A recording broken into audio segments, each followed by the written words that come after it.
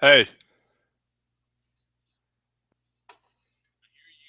yeah, you need to invite or you need to accept my invite into my broadcast.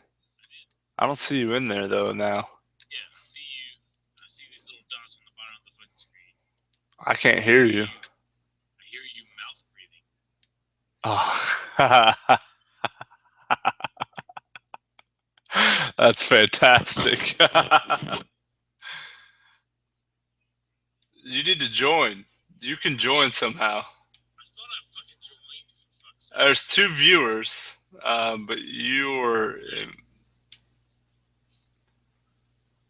I don't know who the other viewer is.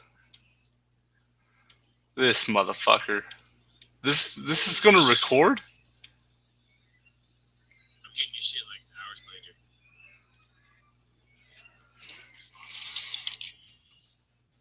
What's your email? What's your email?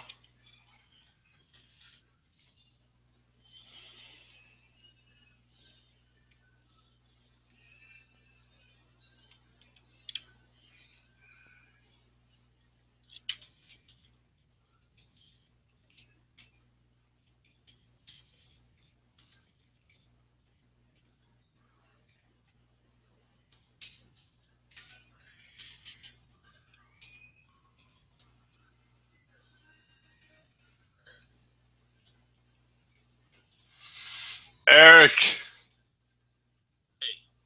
What's your email? Yeah.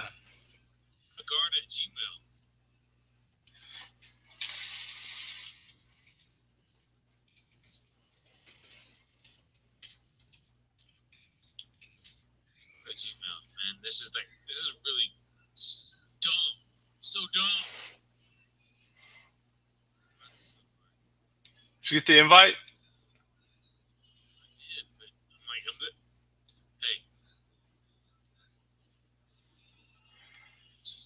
You're somehow not accepting my invite correctly.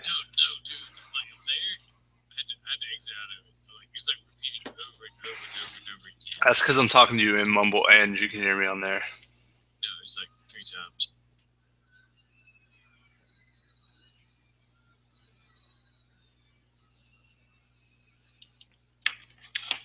Yeah, so JJ and fucking Sledge are sitting here listening to us. Well, basically they're listening to me and trying to figure out why the fuck you're not in here.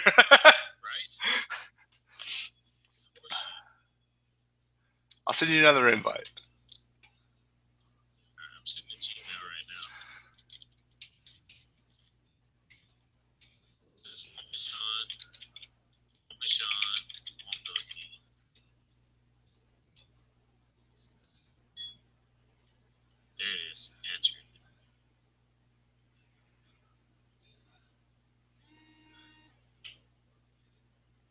Why aren't you here yet?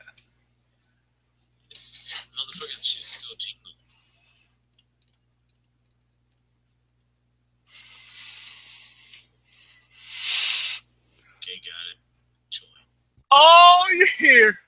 You're here. There? Yeah, I've still got my ass in the air. Does that matter? That's all the fucks I give. Stop queuing in Vent and Mumble and in Google. All right. All right. We're here. We're fucking here. Are we I'm live? AFK. Yeah, we're live. I'm Sure we're AFK. live. I'm fucking dead in Ironforge. Hopefully, I'm recording this shit. I probably need to stop and start over. I don't know. Where? I'm gonna check the website. Where's the fucking website? Just ask JJ and them.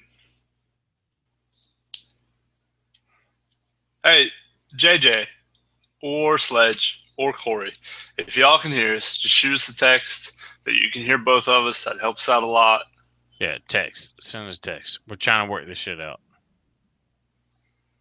We're both entirely too intoxicated to be doing this shit. Honestly, I thought it was gonna be a lot easier. All the fucking shit I saw was gonna be a lot easier than this. I'm really pissed. So Google Hangouts is going to fucking record? Yeah, all right. technically, here's what Google Hangouts is doing for us right now. Technically, I'm worried that it's just streaming. broadcasting it's this gonna be live gone. and recording to your YouTube channel. So when we Okay. end this shit, it's supposed to be on your YouTube channel, supposedly. I don't fucking know. All right. Yeah, well, let's hope so. I'm gonna need more beer here real soon.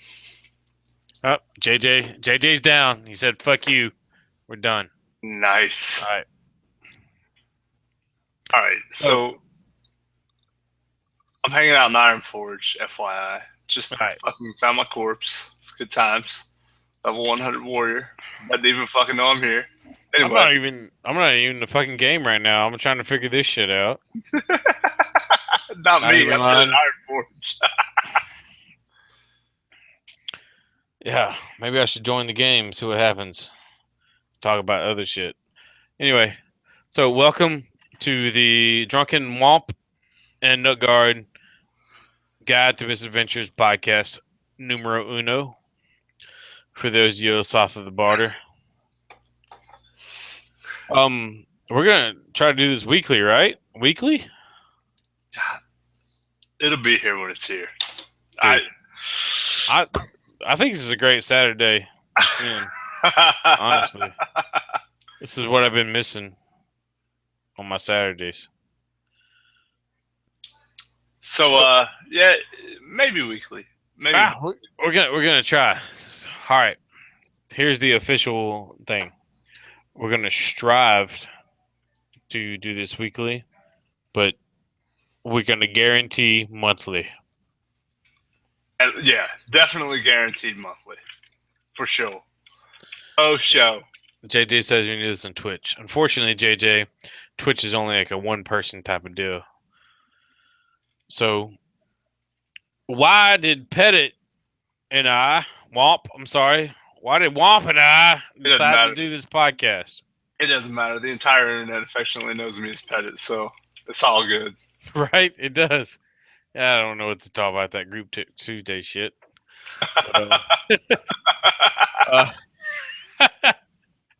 But no, like, so everything we post on our website is brought through an editor.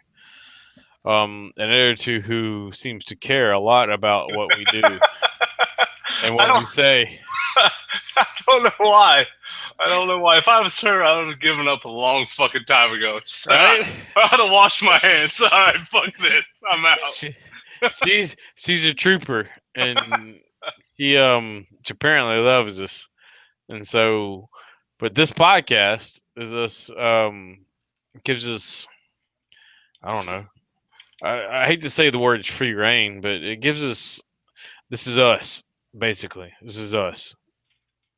Without an editor. Without an editor. Completely intoxicated, because I've been drinking for a little bit. Pettit just started. So the end of this thing, we're trying to go an hour. So far, as fast as we've been going, JJ is fucking us about. Anyway, so we could be going. So we got an hour. We're a couple minutes in. We got an hour, so we're gonna do this for an hour, which is entirely too short by some people's standards and entirely too long by others. But an hour is what it's gonna be. And so, the future of this podcast. Pardon me. I see us doing this every week. I think me and Pettit get bullshit drunk for an hour every week. I get bullshit drunk forever. Dude. Y'all give a fuck to listen, that's the thing. I highly recommend everybody come and hanging out with us at BlizzCon. We bring the party. Oh, dude. Fucking shit. Mr. Robot is, after this year, they will make no mistake ever again. No. Yeah, because when he says make no mistake, means they're not gonna make a mistake inviting Pettit and Eric back to their fucking their shit ever again. I've got no questions, sir. Right? Drop the motherfucking mic. But yeah, and so yeah, we bring the party. Anybody who's gonna be there, we highly recommend you to seek us out. We're gonna be the two handsomest motherfuckers in the place. Or at least drunkest. At the very least, we'll be the Oh, drunkest. the handsome and the drunkest. Oh no, Sean Son brings of it a bitch. hard. Oh, Sean does bring it. Sean does bring it. So we like I said, we plan to do this once a week. We'll see how it goes. We guarantee twice a month. We guarantee twice a month. But we're gonna try to do this every week. Eventually, this is gonna be loaded with video. As soon as Pettit gets a webcam, big bag. Apparently, this Google Hangouts don't work without a fucking webcam. I am actually recording my gameplay. I'm currently chasing a Death Knight. Who? You're chasing a Death Knight in Yeah, Ironforge. yeah. So, Pettit, tell us a bit about yourself. Since this is our introductory podcast, tell us a bit about yourself. So, I'm a recovering asshole, and and alcoholic. Well, I wouldn't say that I'm recovering alcoholic, but I am an asshole. I like to play WoW. I obviously I really don't have a whole lot. I like to play WoW and I like to get drunk. And if you don't enjoy that, then you're probably not going to enjoy this. So damn straight, 100%. Fucking shit. There you go.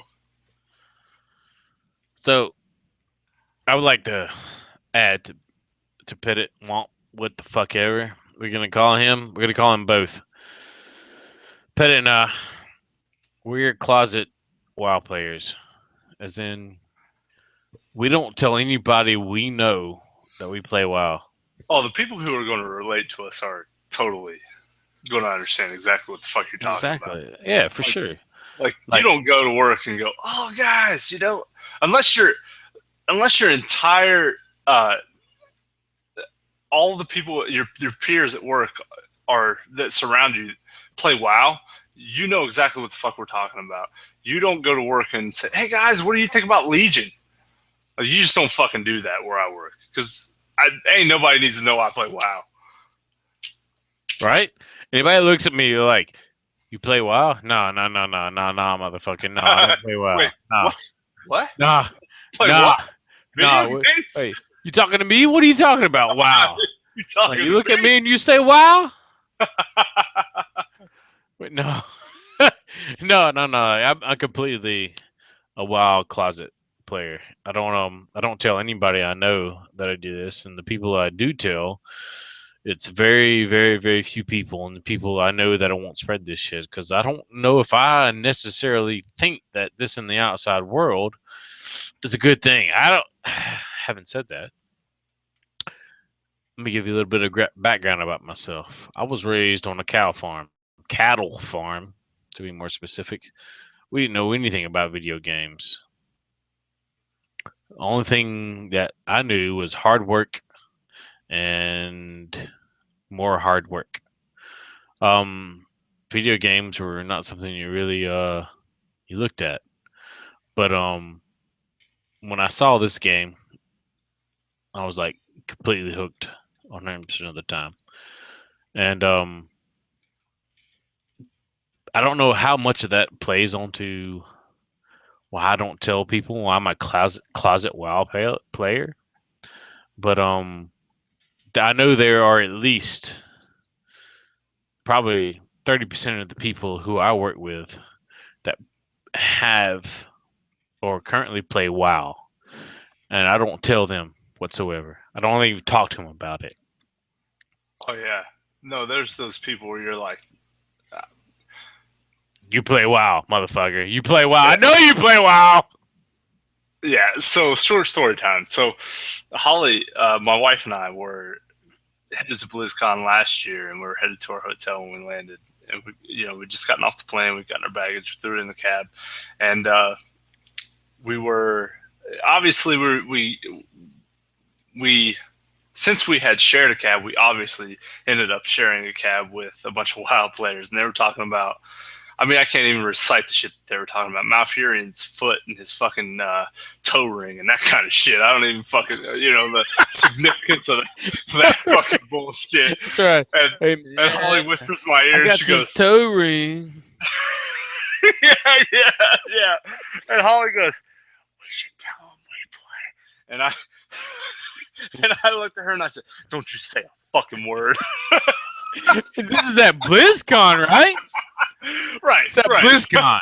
Right. Like, and that's cause, and the cab driver's in there, and I'm like, I don't even want this motherfucker to know.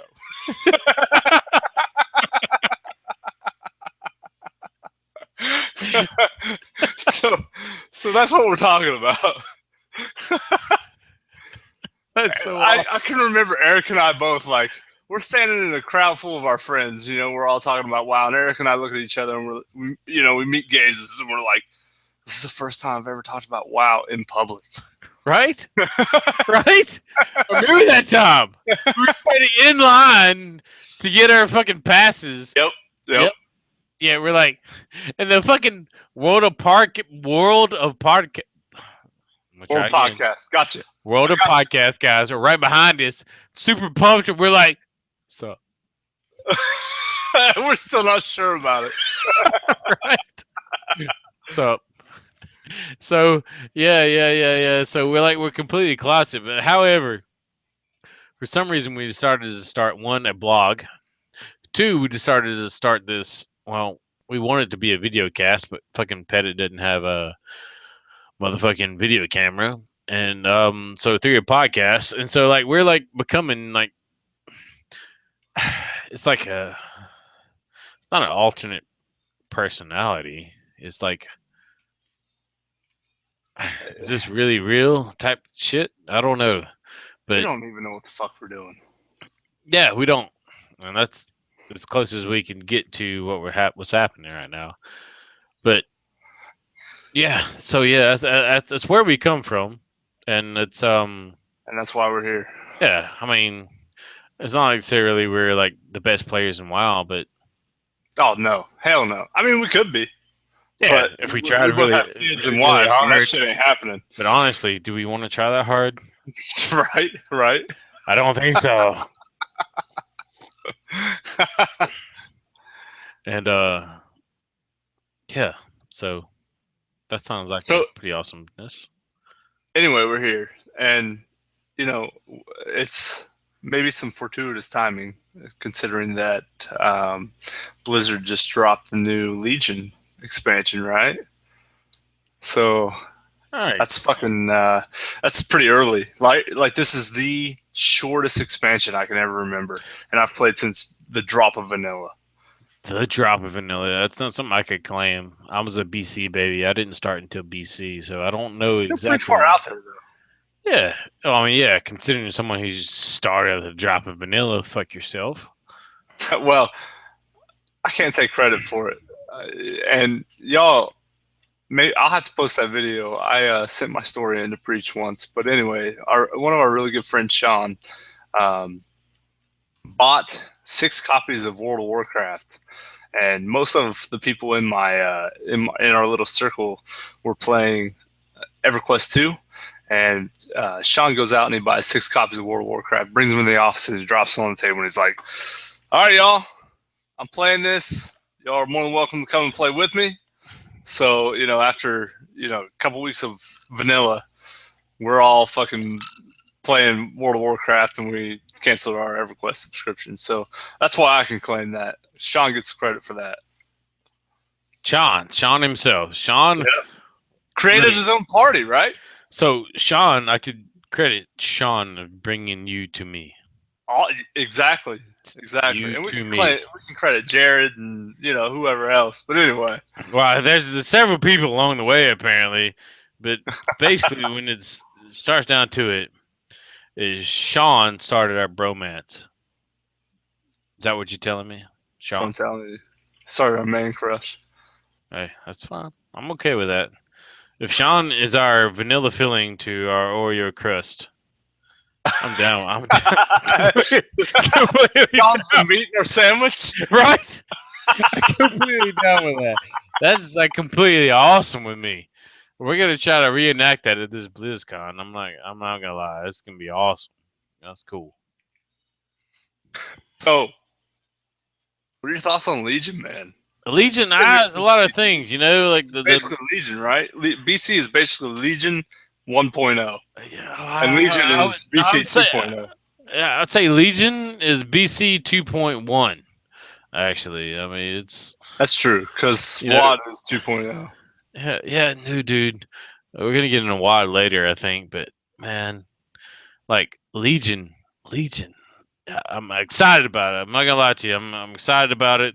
There's a lot of things it could be, but I'm also But it probably won't apprehensive. be. Yeah, well, Because we know Blizz. right? Because we were so excited about WAD. Yeah. We'll talk about at some point, maybe the next podcast, maybe at the end of this, we'll talk about WAD, the expansion that could have been. But yeah, I was let down. You were let down. And I basically think John was let down for fuck's sakes. The vast majority of everyone was let down. Right.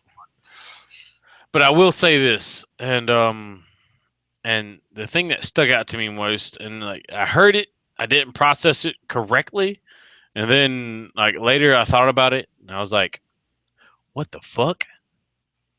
Survival polearm?" Oh, dude, no, I processed that immediately because and I'm playing my hunter right fucking now. I'm like, yeah, what the fuck? Ain't nobody got a fucking polearm on their hunter right now. Ain't nobody got time for that. I got a hunter at 100, but I'm still not used to that. When he said polearm for hunter, I was thinking stat stick. You know, I was like, yeah, I'm stuck back in the past. You know, right? You're thinking old school. Where you got a fucking staff on your back and a bow in your hand. And I was okay with that. And I was like, oh, cool. You know, they get these cool little things. And I'm still going to transmog that motherfucker to the Hell Reaver from fucking... What's that first dungeon? What's it? It's the Hell Reaver, right? I don't know. I didn't raid BC. It's the I can't even pretend like I did. I know. It's a 5-man. It's a 5-man. You get the fucking orange motherfucking cool polearm. Anyway. Oh. Yeah, I have that on my monk. What the hell's that called? I'm going to log in, motherfucker. I'm going to have to log over to my monk to figure it out. No. Anywho. Anyway. Yeah. So anyway, that's what I'm thinking immediately. I was thinking, I'm going to transmog that son bitch and do all this other stuff. And I'm like, later on, we were texting everybody in our group text, and we were like, wait. They say survival polearm? Yeah. Right? What? Survival's going to be melee? You know, and it's funny too. Like if you like search survival vanilla, because there wasn't a whole lot of vanilla survival hunters, because that shit wasn't viable. Because you only have one fucking viable spec in vanilla, regardless of what class you played. Anyway, if you fucking YouTube search survival vanilla, you'll find a lot of dudes out there with their polearms and they're just whacking people. And that's what you did in vanilla. Yeah. Really? That's what survival was in vanilla. You fucking raptor strike to some bitches? Right? And your fucking wing clip so they can't get away. Bullshit. You're fucking kidding me. Nah, man, and you can only pull that shit off because it's the same thing as like Enhancement Shaman. Enhancement Shaman was only cool if you got a legendary weapon in like High Warlord gear. You can only pull that shit off if you overgeared everything in the world. But yeah, that's what the original intention for Survival Hunter. That's my interpretation of the original intention for Survival Hunter. So what you're telling me is they're bringing it back. Blizzard does that shit. They love to drop these fucking minute, tiny little bombs, and they're like, "Oh, did we say that? oh." Dude, you interpreted it that way? Dude, no, this is on Icy Veins. Like Icy Veins, like the post announcement interviews from Icy Veins said their shit. Nope. Survival's gonna be a melee hunter with a pet. Beastmaster is gonna be ranged hunter with a pet, and Marksman is gonna be ranged hunter with no pet. No, and I believe I really they probably are going in that direction, but. That's what they do. Every single time they announce anything, they're like, they drop this fucking tiny little bomb. They don't elaborate on it, and it's fucking huge. It's gonna be enormous news, game-changing news for somebody, right? Like, yes, But 3 they months just from now, graze over. this con, we're gonna be there. Be like, boom, this is what it's gonna be like, right? Right? Are you there with me? You with me? You talking to me? Pet it. I had a beer coming to me. Oh, what the hell? That's like the longest beer everything ever. I had to have Logan run it to me. Anyway, so I'm kind of excited for How the hell are your kids not in bed? because they gotta be awake to give me beer, dude. Oh, fair enough. That's get so much hate for that. But I'm down with it. I'll support it. So yeah, so like fundamental change for the hunter class. Pettit and I have both played hunter. Pettit's way better at hunter than I am. I do think I'm pretty good at hunter, and I can tell him when he does something wrong. But he's a better hunter at execution than I am. Well, I'm just. It's, How do you feel like being a melee hunter? How do you feel about that? well, so I leveled my hunter for PvP and PvP alone, and then I realized that I'm just naturally good at this class, and I realized that hunter isn't a fucking hard class to play, but I just fucking the class and I have some simpatico relationship or whatever, but anyway, simpatico, and I really enjoy the class, and I like all the manipulation, you know, the crowd control, and we're talking arena here because that's really the only thing I use my hunter for, because I will not fucking PvP on or PvE on it because that shit's fucking boring as fuck. Anyway, melee hunter is I don't hate it. I don't. You don't hate it. No, because you know, as a hunter, for the most part, when I'm the only thing I use it for is arena, and I'm typically either hamstrung, crippling poison, fucking long arm of the law, or what have you. You know, melee is within range of me, so I don't fucking hate it because I'm always trying to get away from melee. And if you know survival is going to be a viable melee spec, I'm down. Give it to me, and I can fucking throw traps at the healer at the same time. Hook it up. I'm down. Let's give it a shot.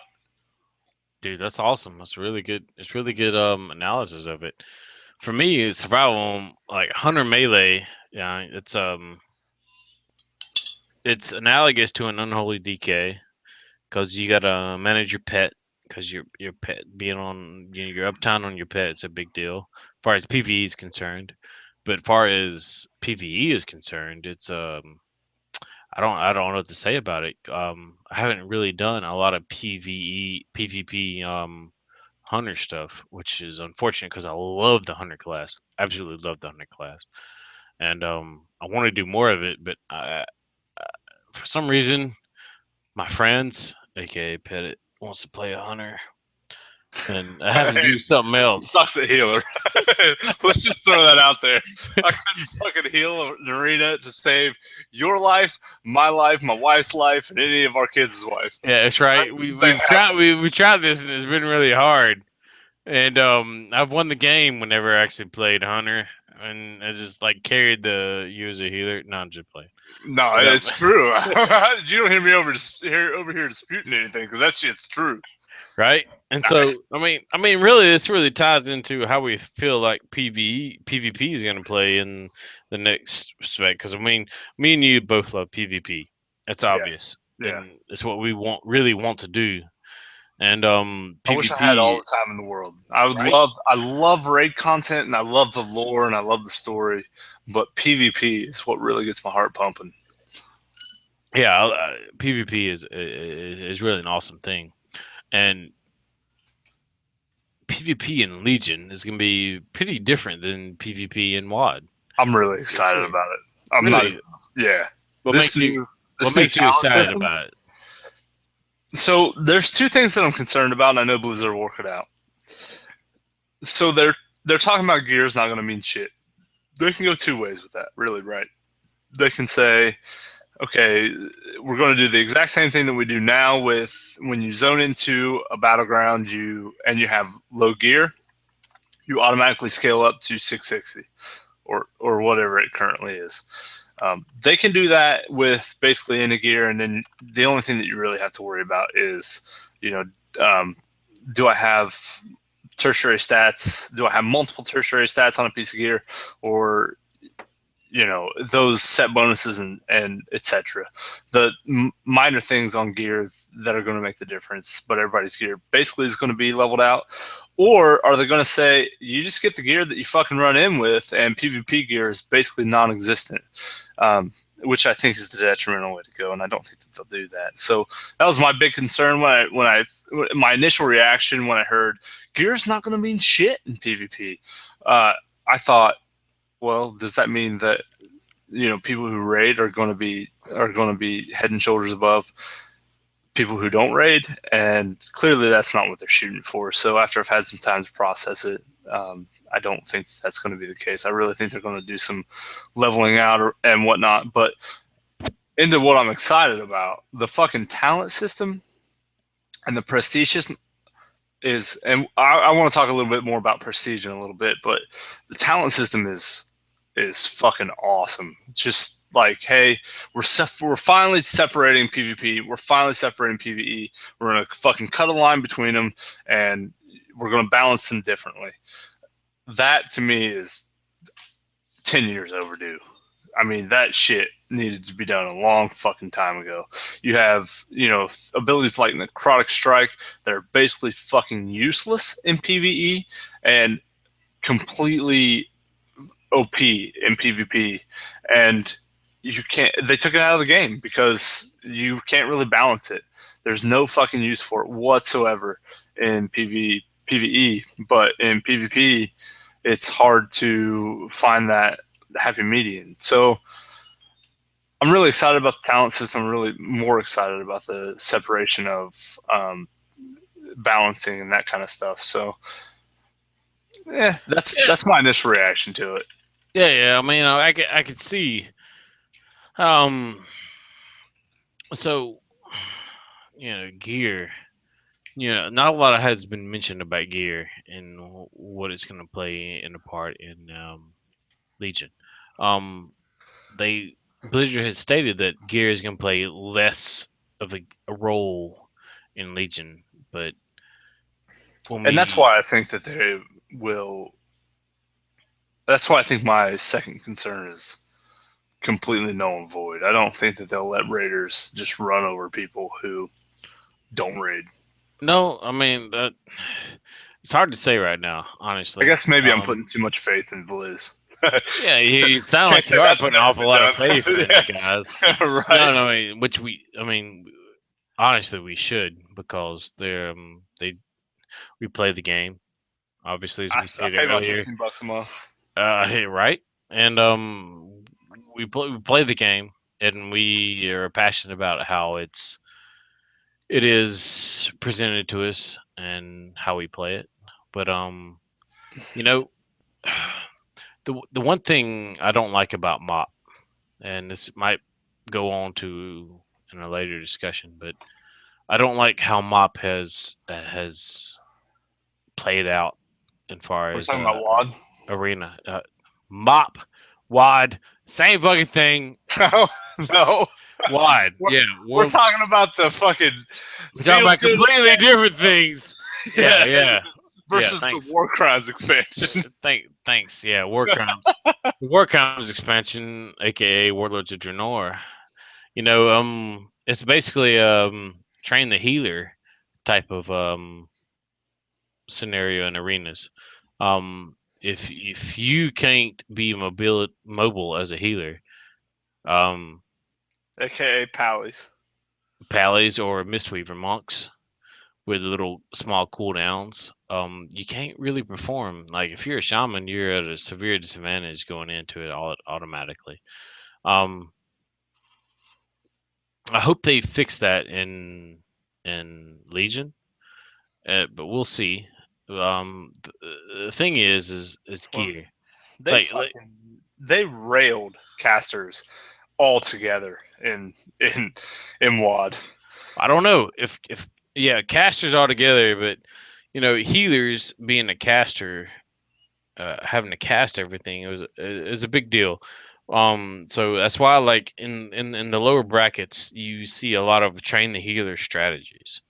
You Right. know, and like you as a healer, you have to be able to learn how to deal with that. And honestly, I started with Pettit. I was a holy paladin because that's what we did the previous season, the last season in WAD. We did pretty good with holy paladin. You know, we didn't do horrible. We did what we were capable of. And so when we started that with WAD, you know, it was just like holy shit. I couldn't deal with it because I played the holy paladin. I couldn't deal with it because all the melee on you, and you have all your run through everything you've already had to reduce damage and get away from everybody and heal everybody else. And so, like, basically, the hardest part as a holy paladin is in WAD, when you deal with cleave teams, it was just incredibly hard to whenever you're being trained as a holy paladin to heal your other teammates. Yeah, they gave you a couple tools to deal with that, but it was not as efficient as just transferring, like just main switching to a fucking Mistweaver monk. And that's what I did. Is we run a TSG. Me, Pettit, and Sean. Sean is a DK, Pettit is a warrior, and me is a Mistweaver monk. And we did so much better because a lot of the pressure was off as a healer because the mobility was there. The mobility to get away from other healer training comps, you know, helped out so much, especially on like it's really amazing.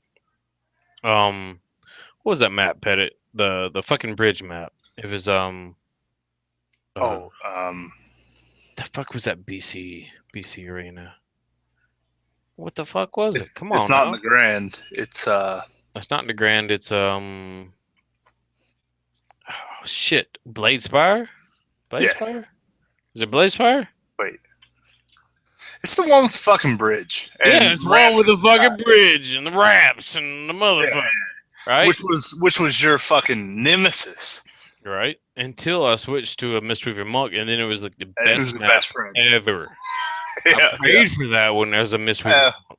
Transcendence for the win, right? Yeah, Right. yeah, transcendence. Exactly what it came down to, and it really, you know, like the healer you played with in certain comps really meant a lot at this point. And once you get to higher levels, and some of the things I watched, I mean, we never got above what 1700. We never got above 1700, which we really wanted to, but we never really got above that. And once you got to the upper levels, it meant less of a difference. And But you saw people like Sidu, who is a fucking the best shaman healer in the world. hmm Releasing videos like, hey guys, shamans are still viable and this is why. And anytime that you have someone who is, in a position where they're like, they have to represent uh, a class and a spec that way, and they're releasing videos like, hey, maybe you should try this, and this is what's relevant, and this is how you can be relevant, then you have people struggling. And, fucking Resto Shaman, Holy Pally, and the less mobile healing classes were really, really, for us anyway, it felt like, because that's what I played. When I play a healer, I play Resto Shaman. And for our arena comp, it felt like our healers were just fucking dirt shit compared to, the Resto Druids and the Mistweaver monks of the world. And so that's why you ended up re-rolling, because we were yeah, like, well, that shit's got to work. yeah, I agree completely. And you know, if you weren't able to stay mobile as a healer, you couldn't survive. And I think that changed the meta game a whole lot. Well, I think and this probably falls to what we've talked about in the very beginning of the video. We suck at WoW, but we could be better, right? We Yeah, could we could be a lot theorize better, forever. right? Yeah, we could be better at podcasting. You keep talking. I'm gonna go piss, and I'll be right back. We could theory craft our asses off forever, and we all like read the fucking forums, and we read read the blogs and whatnot, and we understand exactly the implementation of exactly what we should be doing and how we should be working as a TSG comp. But I think the thing that WAD emphasized more than ever was peels in the arena. And, you know, we may or may not have suffered there. It was in MOP, we were like, all right, Eric, you just handle the fucking melee training you'll fucking pillar hump, and we'll all be all right. We're going to be over here killing this healer, and as long as you're pillar humping and, you know, you got your freedoms or whatever, and we're over here killing this healer, we'll just race. And as long as they can't kill you, we're good.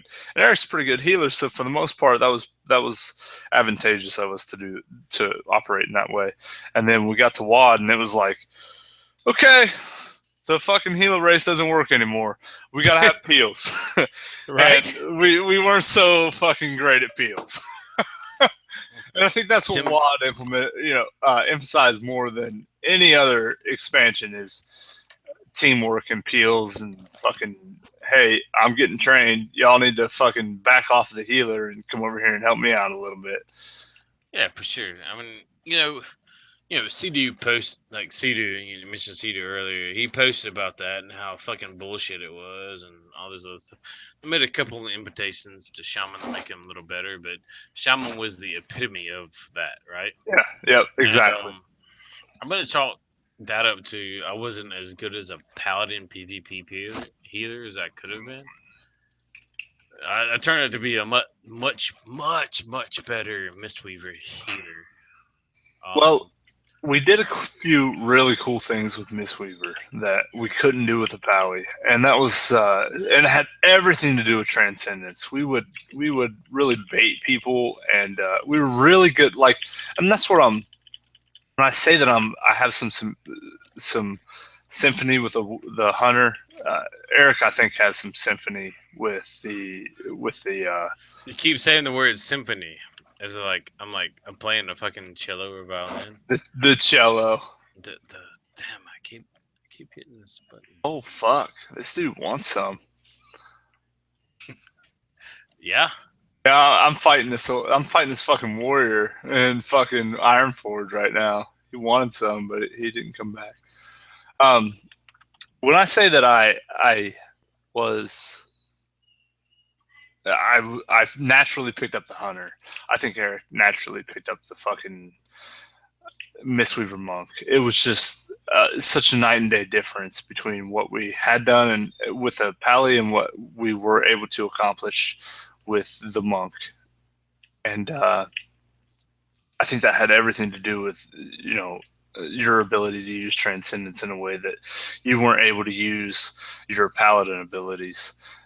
And you were like, all right, so this is my niche, and I'm awesome at Transcendence. So in the fucking Undercity Graveyard, what I'm going to do is I'm going to put Transcendence in this window.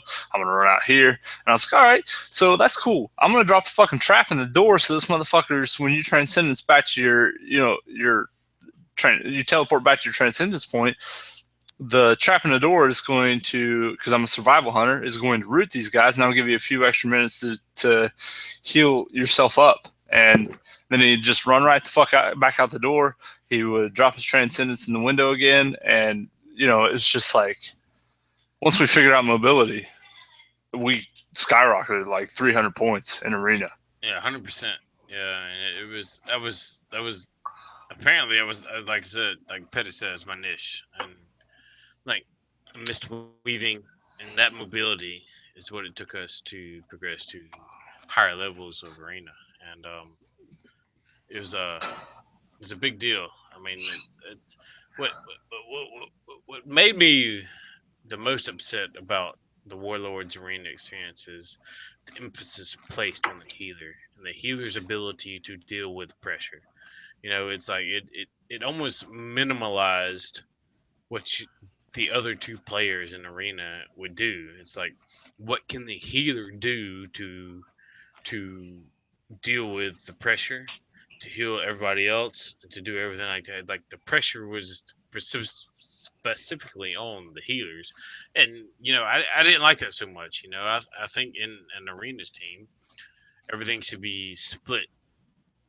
Between like all three, ideally all three between all three people.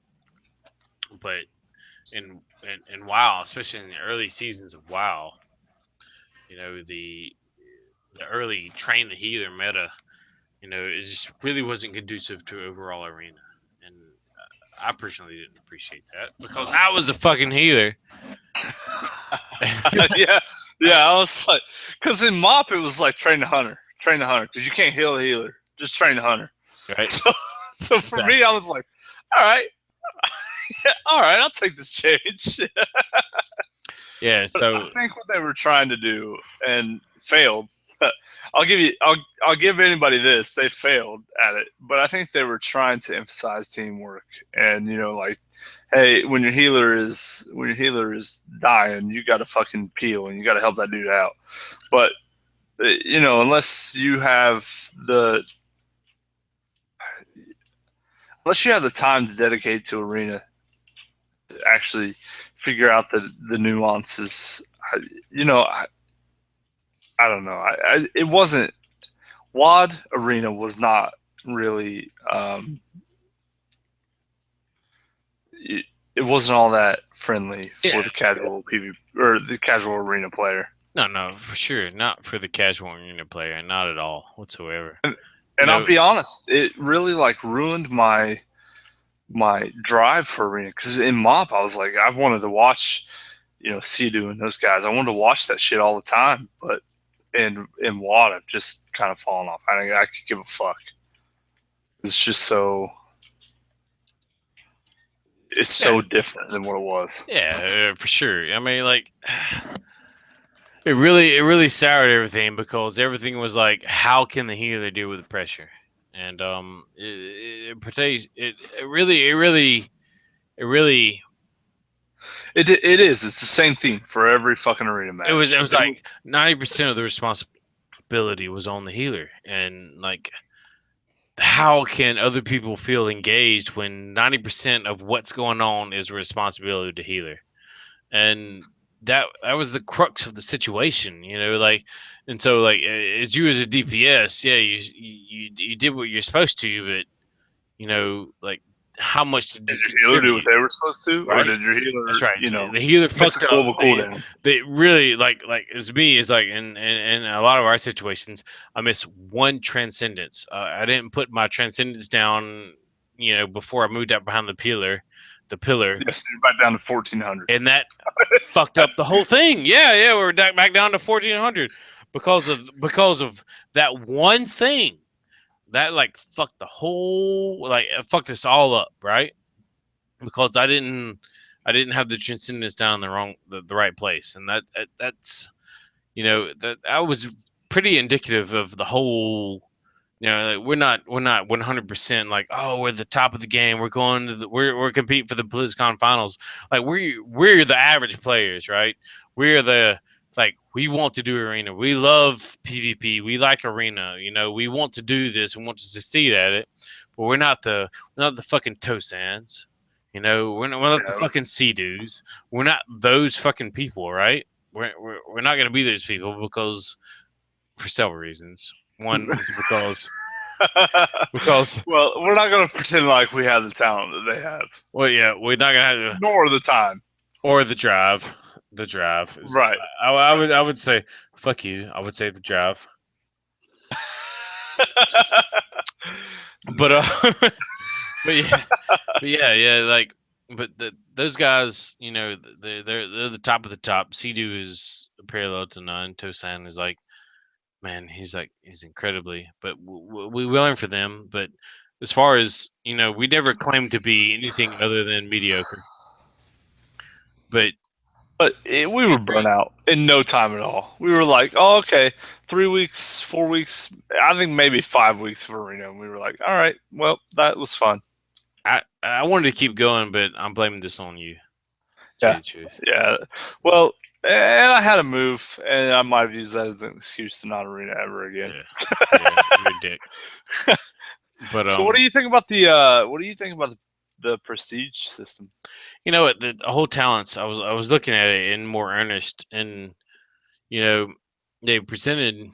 You know, it was really deceptive when they presented things there and the Well, the very the first talent is the trinket, presentation. right? What? Say that again. The very first talent is the trinket. Yeah, the trinket. And so like every like 3 levels you progress to the next talent and you go down the whole left side and then you unlock a new tier and then you progress down that and progress down the third side. Right. I don't know how that's gonna work. So There's far 50 of them. Apparently, they come pretty quick. well, it's every 3. 50 divided by 3 is what? I'm not gonna do it. It's not an even number, so I'm not gonna fucking do it. It's not even fucking number. So I'm not gonna do it. Should be 16. I'm gonna fucking do It's it. not. It's a fraction. It's like 16.2. Like, I'm a fucking geologist. If we want to fucking add and subtract and do simple multiplication and division, we fucking While we're drunk. We go to a fucking calculator. 16.66666666666. Sounds Repeating. Close enough. Yeah. And so, you know, so basically every 3 levels of prestige, you get a new ability, and depending on what that is, you know, it's. I would not pay a lot of attention to it right now because it's a lot of the whole talent system. You know, there's a lot of iteration on it right now. They got several months to flesh it out, and as I said in our blog, you know, we have about 7 months before. Was it? Yeah, 7 months before Legion is released, and 7 months. I predicted this in my blog. I was wrong about the name, but I'm fairly sure I'm right about the time frame. You were wrong about the name, but you were right about the content. Yeah, for sure. And you know, the name I picked the name because one, Blizzard trademarked the Dark Below a long time ago, Yeah, but they started doing that shit just throw people off. Yeah, but Destiny like had an expansion called the Dark Below, so you couldn't use that. And then there's a dude really reputable on the Reddit forums that said it was going to be the Dark Prophet, but he predicted all of the wide stuff, and so but it's not the Dark Prophet. I don't know how much Blizzard was trying to fuck that dude, but it's called yeah, for sure. I said Dark Prophet, fuck it. That's the only thing that I'm like really guessing at here, but. Yeah. But to be fair, they did take that content. They did use that content. Yeah, for sure. And which you know is another thing. We're fighting fucking everybody in this expansion. Oh yeah, for sure. You know, right? And but no, I do like the Prestige. The Prestige presents a choice. I fucking love it. I'm not like really. Why do you love it so much? So like we've been doing BGs for God knows how long, right? As Horde, yeah. It's worth mentioning. We're doing it as Horde. But yeah, we've been doing BGs for fucking ever, and it just sucks. I mean, it just fucking sucks. You go in there and you do what you have to do to get done with the honor, and you do the fucking, and you're like, these motherfuckers in here have no fucking gear. They just came in here to do the exact same thing that you did, and everybody's just trying to get their honor gear and get the fuck out so they can do arenas. I would say they have, instead of saying have no fucking gear, I would say have no fucking clue. There's that. No, it's like no fucking clue is worse than have no fucking gear. You know? There's that. No fucking clue. Like the people in Horde BGs right now, that's the complete meta of the game. Anybody who is like serious about PvP has already switched to Alliance. One because that's the way Alliance is heading. No, there's no one. It's the singular only fucking thing that matters is the human fucking racial. You think that is like the imbalancing factor of everybody in the world thinks that. Oh yeah, I mean, 100% agree. Yeah, yeah. I mean, I'm not gonna lie with that, but Double trinket me, please, yeah, for sure. please. Yeah, right. And no, like the human racial is like completely overpowered in PvP. I mean, it's completely understated by Blizzard, and it makes me mad every time they don't address the issue. You know, they're trying to, and I think that part of the talent system that we talked about earlier. The first thing you get is the trinket. Right. Which I want to is see. amazing. I want to see more information about racials and whatnot to see how that plays a part. I'm Oh, pretty sure that is how they think they're going to fix the system. right.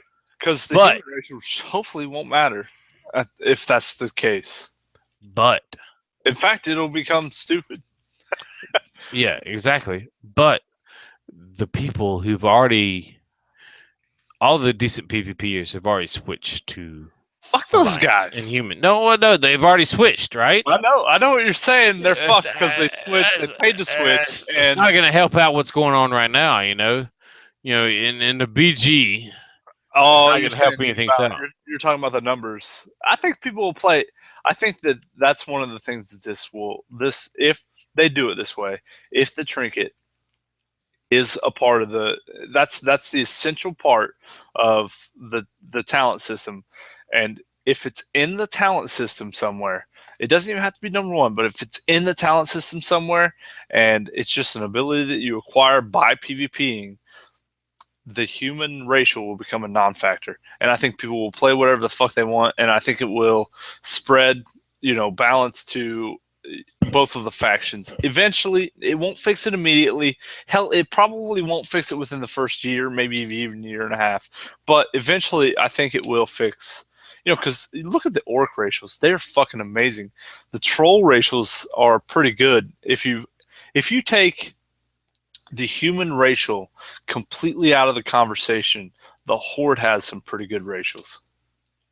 Yeah, no, they're highly favored with PVE, because of those racials. But And it still that's doesn't change the fact that well, like if that's the case, if the trinket is in, if it just becomes an ability, you can wear whatever trinket you want, and it's just it's a PvP talent, and you PvP enough, which is apparently going to be, if it's the first one, it's going to be a pretty insignificant amount of PvP, because apparently the 50 PvP talents are going to come very quickly. If you PvP enough, you're going to get this ability, which is going to give you freedom. Fucking get out of everything, 2-minute cooldown. The same thing that we all have to wear. If you get that from the talent system, fair enough. or Let whatever. me interject. But how is that going to solve the people who've already switched to Alliance? How is that going to make them come back to Horde? Well, here's the Because thing. there's an imbalance of factions. There's a faction imbalance right now. There's no lie about that. No, Me and there's you no both agree to that. Yeah, there's no bones about that. And to me, those people started out somewhere else, right? Those people probably have other preferences. Not everybody wants to play human. We're all fucking humans in real life, right? I mean, I'm not too much of a role player, but we're all humans in real life. Who the fuck really wants to play? Unless you like big titties, which, who I doesn't? like big titties. Right? Who wants to play humans in a game? There's been a study comes out like the lower class people like the bigger titties. I'm low class. I'm not gonna lie. I must be. I have to be. I mean, it's what it is. I don't care. I think it'll even out, man. These are all the fucks I give right now about the titties. I think people will view this as freedom, as a liberating, and that's what it is. It really is. If they do it the way that they could do it, and again, maybe I'm putting too much fucking faith in Blizzard, but if they do it the way that they could do it, they could use this PvP talent system to completely nullify all of the racial advantages, and they could use this to let people play whatever the fuck they want to play. And eventually, it's not, like I said, it's not going to happen within the first year, but people are just going to end up playing undead, playing the fucking, because the undead racial is pretty serious. The orc racial, I don't know. It's not the human racial, and that's what's often been compared to. It breaks fear. and charm and what else? It's not game breaking like it is the human racial. The best horde racial, in my opinion, is the blood elf racial for melee. Oh no, man, dude. Yeah, honestly, for horde, yeah. I mean, the Blanket silence. arcane turret, yeah, for 3 seconds, yeah, it's really good if you're a melee, for sure. Yeah. And that's why, like you advised me on that earlier. You know, when I'm picking my rogue spec, like racial, like blood elf. You're a blood elf, right? Yeah, I was like fuck yeah, I'm a blood elf chick. That way I can show off my ass and titties. But range, you gotta go orc, right? yeah, for sure. I mean, it makes sense, right? If you're horde, but if you're alliance and you're not human, yeah. If you're alliance, you're not human, yeah, exactly, and that's if you're serious. It's completely broken, and people will switch from horde to alliance, and like there's no other way to explain this other than looking at the captains in Ashran. Who are the captains? You know all the captains for alliance, motherfucking Swifty. All the other people in alliance, you've heard some of, but the horde captains, you're like, who the fuck are these people? Mm-hmm. Yeah, like I never heard of these people before in my life, and you don't know any of those people because they're not popular, and you know it's because the alliance racials, you know, have driven people that way because they're so awesome. A trinket, you get a trinket as a racial. How can you pass that up? Yeah, and it's been facilitated like that for such a long, you know, just reiterating your point, it's been that way for such a long time that definitely anybody who's a popular horde player is almost certainly, especially if they're PvP, almost certainly alliance. That's how it is. Because motherfucking human racial for the win. And that makes me mad because I hate alliance. It makes a lot but that didn't stop me from creating an alliance tune and trying to level it. I love PvP, but I hate alliance. But still, I love PvP more. And you know, to PvP, to be serious about it, you have to be alliance. And I'm really upset that the horde doesn't have that option. Anyway, you think we've beaten this horse enough? I think we've beaten this horse probably enough. Okay. So well, let's progress. Yes. What is your favorite storyline of Legion? Mm-hmm. What my favorite storyline? What of Legion? Of Legion. God damn. There's a lot, but what's your favorite? Right. So I don't really give a fuck about the Emerald Dream. I just don't know enough about it to care. And honestly, I really was hoping that they would give me a little more context to deal with, but so that's not it. I'm down with this Gul'dan thing and this whole Legion, bring the Legion to us. I knew that was eventually going to be a thing in WoW, and which, you know, it's a fucking awesome thing. Like we were talking about BC, it's been coming for such a long time. We went to another planet, and then we went to another time. Now let's talk about fucking the Legion coming at us, because they've been trying to for such a long time. For which we could talk about the lore. I just don't fucking get it. You know, Archimonde is, and oh god, Sargeras. I get it. Yeah, Sargeras is like such a big, powerful being. Like, why does he give a fuck about us? You know, like there's a whole goddamn galaxy out there, and you're just so pissed off at us. You're just going to take shot after shot. But anyway, right? They're finally coming at us. I can see that, and I've been through finally coming at us, right? Like, so we're finally going to deal with that. And then there's Lady Vashj, and there's just so many things in this fucking expansion. So you haven't told me what your favorite storyline is, though. Yeah. What are you most anxious to see progress? What storyline are you most anxious to see progress? One of the things that I'm really interested to see, Jaina has been going off the fucking deep end, right? She has just been like in the Siege of Orgrimmar cinematic, she's like, just kill him. Just kill him. Just get it over with. Just fucking kill him. And she's pissed off now, and apparently Khadgar leads the fucking Kirin tour. So I'm kind of curious as to where she's going to go, what she's going to end up being, and I really think we're probably going to figure that out. And then outside of the not so obvious, the more obvious storylines, I guess I'm kind of curious as to what the fuck's going to happen with Gul'dan, Gul'dan's being a little bitch. He's gonna die. Yeah, apparently we're going to kill him quickly, like we did with Garrosh, or like Thrall did Garrosh. Oh. No, I would say very goes to Garrosh. He's going to be a main protagonist in the very beginning, but he's going to be part of the Suramar raid. He's going to be the last boss of the Suramar raid. We're going to kill him very quickly. Yeah. Oh, but I thought they were going to do what they did with Garrosh. No. It's not going to be a quest part. He's going to be the last boss of the Suramar raid. That's another thing I'm really really excited about. I just browsed over the fucking the artifact weapons and what the fuck they're going to do with Thrall and Tyrion. So one of the way they said you're going to pick up the artifact weapons is you're going to go back up, dude. You haven't told me what your most the storyline you're most excited about yet. That's what I'm getting at. Come on, you didn't tell me right now. What is it? What is it? Thrall's going to die.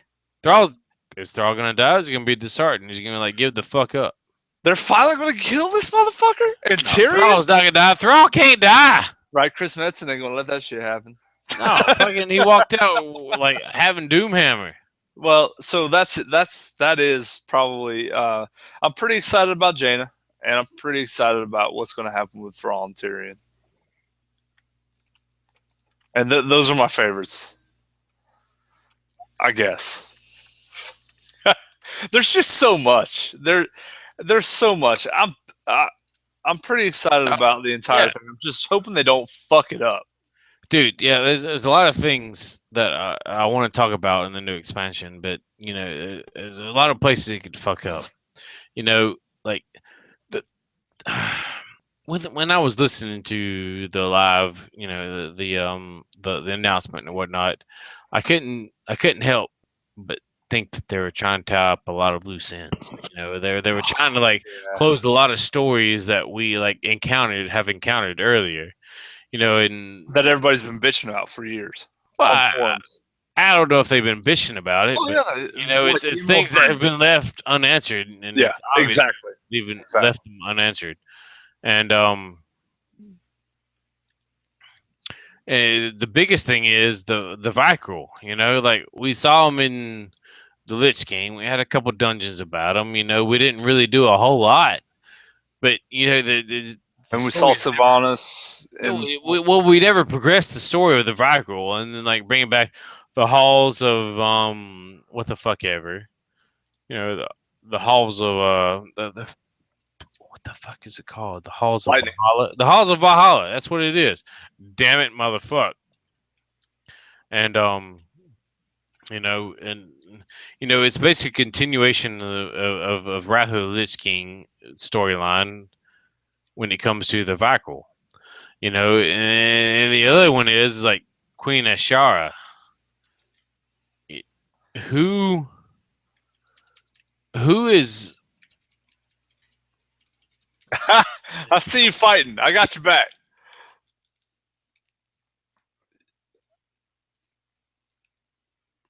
Oh, got it. I gotta get my devil sword out. Derp. All right, we're good. So, hey, if anybody knows, we're fucking running around in Ironforge right now, wrecking shit. Come on. Anyway, so that's it's huge storyline that was very prominent very early in Wrath of the Lich King, but it was never played out. And so I think they're trying to tie that up and tie that into Wrath of the Lich King, which happens to be one of their most successful expansions. And in the blog we're gonna have a post about that later, about how successful these things are.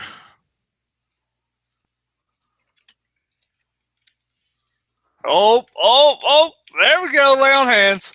Right? Got him. Where'd this guy come from? Got What him. the fuck? Dude, this is a fucking druid. He's like fucking melee. Oh God, he just killed me. Is this Bajira? Nah. We What the have 5 fuck? people on us. Dude, This is come on. Bajira. I was not even paying attention to this shit. Come on. That's what I get for hanging out with you. Anyway, so I think the Vicryl, they're trying to finish this up and tie it into the Wrath of the Lich King. You know, people who played Wrath of the Lich King was they consider it one of the best expansions that was ever made. I think they're trying to tap into that. I do for sure. They're bringing back, they've mentioned Queen Najara, the Naga, and trying to envelop that. It was a very BC type of attitude. You know, Illidan befriended the Naga and whatnot. And so, I mean, we killed Lady Vash in Serpent Shrine Caverns and whatnot. And we really tried to hurt that. So I think that's a throwback to BC. And so it's really hard to try to separate. They're trying to bring people back, in this PvE content from, what people wanted. They wanted to see Azshara. People expected to see Azshara in Cataclysm. We got these shitty 5-mans that were derived from raids, the end time and whatnot. When we were like, Illidan was stealthing us around and bullshit, and we had to face an encounter with Queen Azshara. Those intended to be raids. It ended up to be these really shitty 5-mans. They were cool for 5-mans, but they were really shitty for any kind of other content. It's like if you take Neapolitan ice cream and you make the fucking chocolate, if you make it the Legion, and then you take the vanilla and you make it Queen Azshara, and then you take the Emerald Dream and you make it strawberry, and then they're like, you know what? Fuck the freezer. We're just gonna put this whole motherfucker in the oven, and it's all gonna melt together, and we're gonna call it Legion. You know what? That's disgusting when you say put it in the oven. Right? Right. That's how I feel about all of the storylines and tying up loose ends. They're trying to tie up these storylines, and they're trying to draw people back who played BC and whatnot. Where the fuck are you? Come back to me! Come back to me! Oh, you're a motherfucker. By the way. Anyway, and so like the Emerald Dream, like Lucas, for fuck's sakes, he wanted, like, he's like so intent in the Emerald Dream and whatnot. He's like, son of a bitch, this is what I wanted. He's been talking about it before this even announced, and then like he came back to me. He's like, you fucking kidding me? I'm like, you might as well come back now. Come back and heal the raid. Come back and heal the raid. Sorry. But yeah, that's just the way it worked out. And well, that's what I mean by Neapolitan. They're like they could have taken. You can have strawberry ice cream any day, right? You can have vanilla ice cream any day, right? What do you mean by strawberry? You mean by ginger strawberry? But you take all 3 of them, put them together, you got Neapolitan, but it's just not as good. It just doesn't feel as right? That's how I feel I'm about. not a big fan of Neapolitan, that's for sure. Right, and that's how I feel about Legion. I'm like, man, you could have done so much more.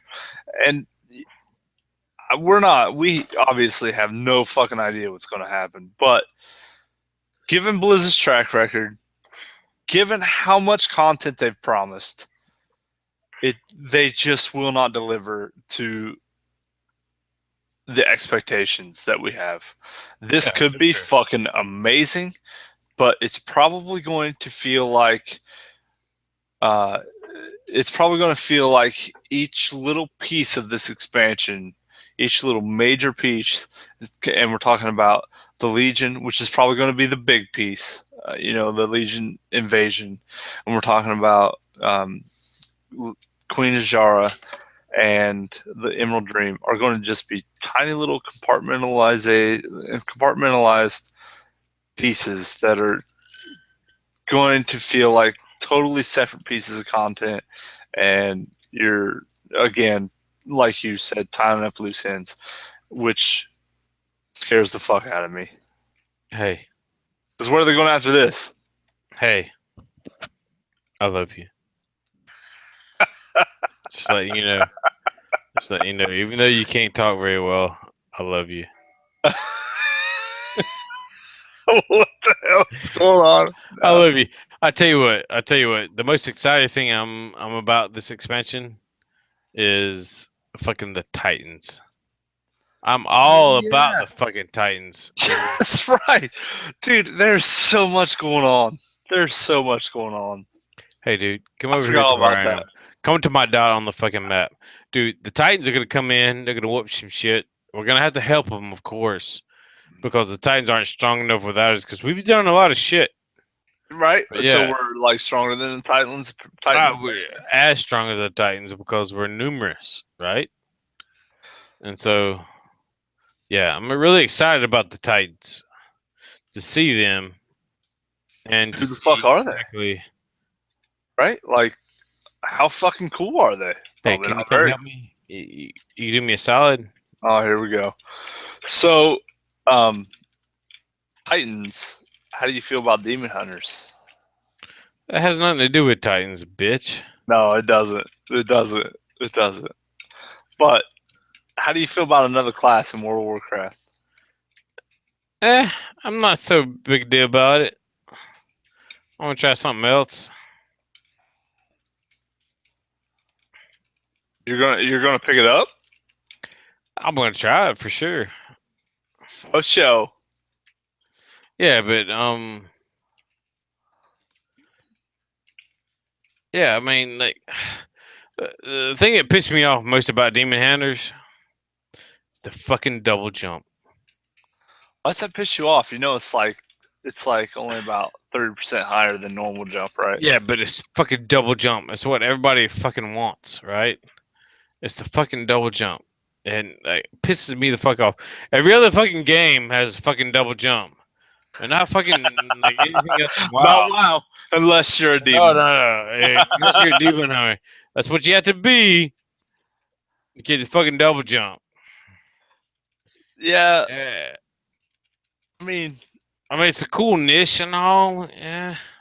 yeah. If that's what if that's how you want to separate the classes, I mean, it doesn't. It only looks like Double jump is a big deal, son. It's a big deal.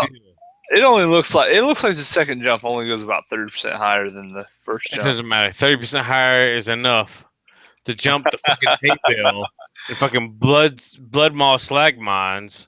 So you know I'm fucking going demon hunter. You know that's No, happening. you're not going demon hunter. You gotta fucking learn how to play a fucking monk first. That's not happening. Yeah, I know it's not happening because I see it not happening. Fister's getting retired when Legion drops. Good, for fuck's sakes, good. I really hope it's more conducive to what you're going on. And the only other question, like to wrap up our fucking Legion storyline, is like the fucking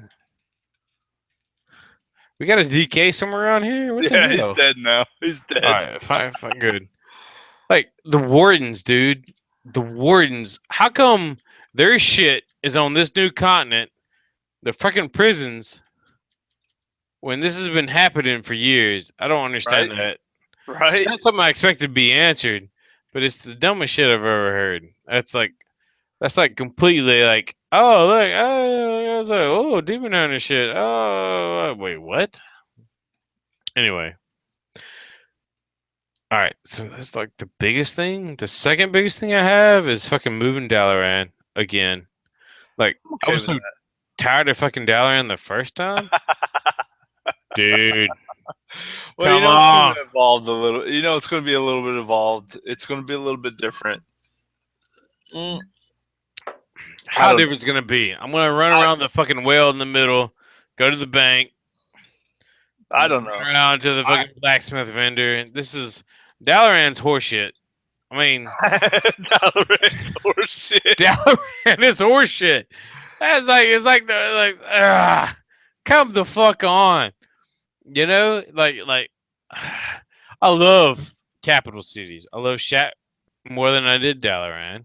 Well, Everybody loves Shat. You're a BC baby. Nah, you're a BC baby. I'm not gonna lie to you about it being a BC baby. And that's your thing.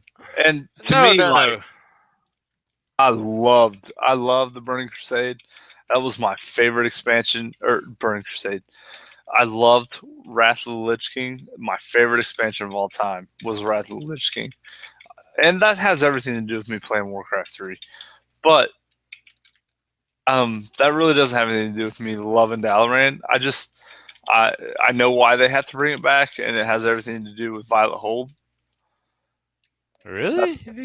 That's why they're bringing it back. So 5-man. They bring it back for 5-man. Yeah, it's apparently going to play a really crucial role in like the people who get released and yada yada. And it's going to be totally different. We're going to like fight in a different wing of Violet Hold and all that shit. I'm apprehensive about that. Your claim there, anyway. But this paladin wants some. Oh, he's repenting somebody. Oh shit. Why? There it is. There's my binding shot. Oh, it's happening now. It's happening now. You let me know when you need sack. Hey, it is definitely happening. It's arena days. It's arena days. I'm like not even spec for this shit. He's immune. What are these guys gonna do? Oh, the Paladin's blowing a fucking bubble. Oh yeah, he blew bubble. Oh. Yeah, apparently they're bringing Dalaran back because of the fucking prison. No, I see how it fits. But I don't necessarily agree with it. I didn't like Dalaran whenever it happened in Wrath. I thought it was claustrophobic. The whole city? Now we got a fucking frost mage in this shit. Yeah. Oh, I'm fucking eating that motherfucker. Frost mage is about to happen. I gotta concentrate. Oh god! Oh god! I don't have my trinket at home! What? We got a fucking book! You're on your own. Res me when you get done. I see that. Kill that motherfucker. Oh, he karmaed me. He karmaed me for crows. Oh, we got a druid!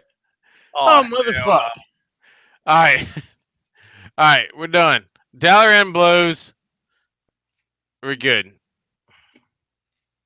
Raids. What do we think about raids?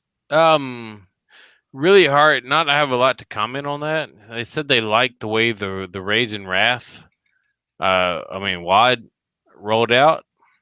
You know, we had the 7 initial bosses, and then we had, the 10 later bosses, which were tier. They said they liked that, and that's the way they have planned the next raids for Legion. I can't argue with that, Yeah, the raids were pretty spectacular in WoD. Yeah. I mean, I definitely don't like the encounters in Hellfire Citadel, but the other ones I can't complain about.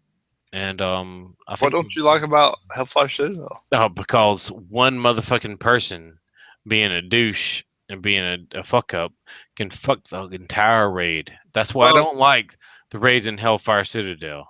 So I think that what you're talking, I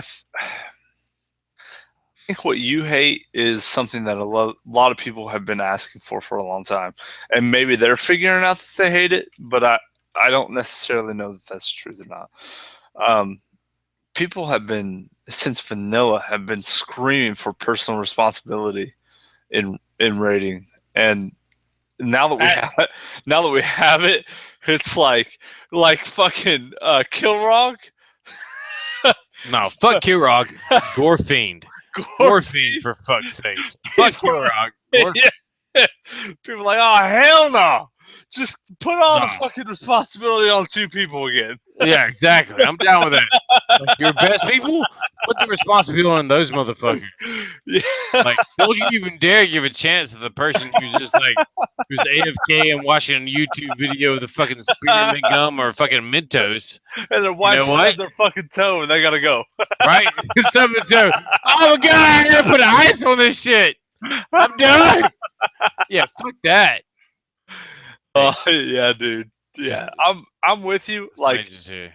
a little BK. less personal responsibility. I mean, just a little bit. Like make it to where the raid has to be 75% coherent, Yeah, and we'd be all right. dude. Yeah, exactly. Like, all right. Let's take Kilgrog for example. You know, like they like. So we had a dude that just pretty much AFK, and he spawned like 5 bloods because he didn't move out of fucking the group, right?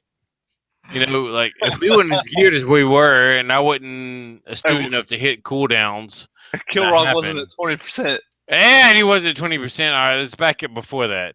We had like Drew, that motherfucker Drew that you see on our fucking blog. Like his wife stubbed her toe, and he fucking peaced out. No bullshit. This is no bullshit. She really He stubbed her fucking toe, peaced and out. he really had to go for the rest of the night. And like I dropped 4 or 5 bloods. he spawned a blood of like 3 bloods. Fucking Kirog was at 5%, and like we took like severe amount of damage, and like killed a lot of people. If he wasn't at 5%, we'd have wiped. Fuck that shit. You know, that's exactly what I'm talking about. You know, that one person not doing the right thing can fuck the entire raid. That's not conducive to team behavior. Yeah, I'm totally okay with them having a little responsibility with spread out across the raid, but Jesus Christ, don't do fucking 95% of the raid, because every fucking raid out there is towing, you know, a few people, right? Every single time, every raid out there for sure is towing, you know, at least 2 to 5 people. Like, hey, you're just here. For sure. But those 2 to 5 people could fuck the entire Right. raid. And in WoD, That's what I don't like about this fucking expansion. That's what I like about Hellfire Citadel. It's like those 2 to 5 people can fuck the entire raid. Like, hey, what's up? Oh yeah, I'm just minding my own fucking business, just fucking up. Oh, look at this cat on the fucking internet. Oh, look at Rubber Cat, he's so funny. Boom, the entire raid's dead. What happened? Y'all fucking suck. Oh, I'm leaving this fucking guild because y'all can't do this shit. That's what pisses me off, because that person doesn't know what the fuck he's doing. Right? That's the dumbest shit I've ever seen in my life. You know, like, what? Why are you dead? What the fuck were you doing? FYI. I was fighting a DK. Yeah, dude, there's just you yell at me and say I need heals. Anyway, there's just a bit too much personal responsibility, and I mean, and when I say a bit, I mean like tone it down 15 to 20%, and we'll be all right. I'd say 50. You drop that shit in half, and you allow the good players to make up for the bad players, and it's okay. Especially, I mean, like, sure, you can run a Method guild, and you don't even have to be as extreme as Method, but you can run a fucking top 100 guild in the world or a top 200 guild in the world, and you can say, all right, we're not fucking around with anybody who doesn't do what they're fucking supposed to do. You bring all your consumables, you know how to fucking play your character, you know your rotation, fucking front and back, and if you get fucking targeted with something, then you understand what the fuck you're supposed to do. Also, keeping up, you know, good DPS or being able to fucking tank a mob or fucking being able to heal whatever you're supposed to heal. You can run that kind of guild and, you know, sure, you're not going to have to deal with the kind of bullshit that we're dealing with. And you're not going to have the complaints that we have. But if you want to play with a bunch of friends and everybody's just casual, you know, we're fucking in our 30s and just want to play WoW as an escape. And you know, we fucking raid normal, and we're stuck a little over halfway through the raid, halfway through HFC. You know, after it's been out for a couple months because of the mechanics that we're talking about. At that point, it's like, all right, man, just fucking. We've got some people that we're towing. Can we just get a little bit of fucking leeway for them? I heard saying shit. But yeah, I agree with you 100%. It's just the way the fights are designed, and we have to live with it. And like, I was really disappointed. Like in HFC, this is a side tangent. In HFC, I was really disappointed Heels, in heels, heels. Hills. Yeah, Hills? I'm getting fucked. Where the fuck are you? You're nowhere near me. All right, I'm releasing. Oh, you're dead. You tell me to. No, no, no, no, motherfucker. Oh, here we go. Here we go. All right. All right. I'm killing a fucking paladin, apparently. I You need gotta help to. me. I I need got to get. everything on me. I got everything on me right now. The best I can do for you is a Stunned. I'm sacrifice. stunned. I'm bubbling. You bubble. Oh shit. Oh, got me a pally. Got me a pally. Die, Yeah? motherfucker. Guess No, what? nope. He. Everything's on me. We got a paladin and a fucking warlock. Everything's happening right now. I'm gonna trap the warlock. Oh shit. Do I need deterrence? No, fuck no, you're healed to fucking full. What the hell would you deterrence for? I wasn't when I asked for it. Yeah, you son of a bitch. You need to fucking get it. Everybody's on me. Everybody's on me right now, by the way. Oh yeah, I'm you're dead. dead. I'm dead. Oh, you gotta be dead. Like Why you the fuck see you gotta all be these dead? fucking like ads on me, ads and the people. You're not doing your fucking job, you son of a bitch. I'm not healing you ever, ever. Anyway, where we at? Oh, I Wide. just killed myself. Yeah, you fucking deserve it, motherfucker. Yeah. So, like, I agree with you. Like the personal responsibility is a little too high. I wish we could have our like so people will just want to raid, have fun, be a contributor to the group. Don't have that opportunity because they have a lot of personal responsibility, and I don't necessarily think that's like the best raid design for a normal raid. Heroic. I would think at that point, you would start selecting things. Mythic, of course, not, but normal. I think there was too much personal responsibility in normal raids. Yeah, heroic is one of two things. You fucking way overgear that motherfucker and you can push through it. Or you've got enough people who know what the fuck they're doing to get through it. Yeah. I agree with how they have things staggered. Like normal is like, yeah, you're progressing through it. You have people that necessarily, are like the best raiders, and you're pushing through it. That's great. And then you got a heroic. You overgear it, which is good because you have people that you need to overgear it to perform, and then you have like people who are really working on it. And it's a good trail. I like where the raid progressions and the tiers are right now. It's great.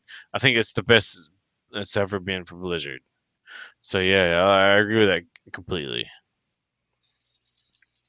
But you know, it's it's really hard to say what how does that necessarily compare to Warlords of Draenor? It's really hard to like I feel WAD was an expansion that had a lot of potential, but it So we're gonna do really WAD, the expansion that could have been. yeah, Because goddamn, I could go on forever. right. I mean, we're already at what? How long are we? Oh. We're a long fucking time. I give no fucks at this point. An hour and a half. Fuck it. Let's do it. I'm gonna have to go get a beer. All right. You're gonna get beer. I'm gonna get drink. We're gonna reconvene in less than 5 minutes. Done? Done. I give no fucks who's listening to this. This is for us. Damn it.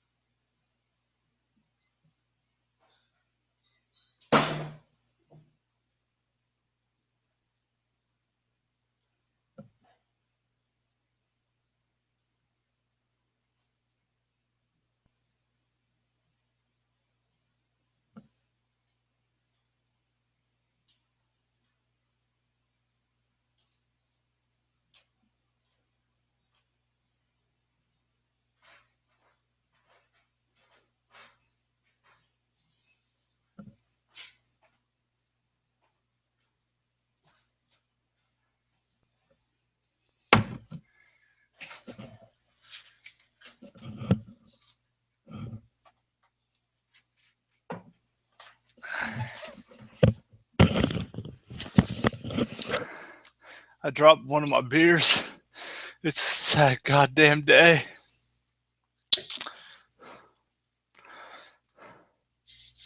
Fuck. Anywho, we've got listeners apparently who are sending us texts and talking to us in guild chat all sorts of fucking smack.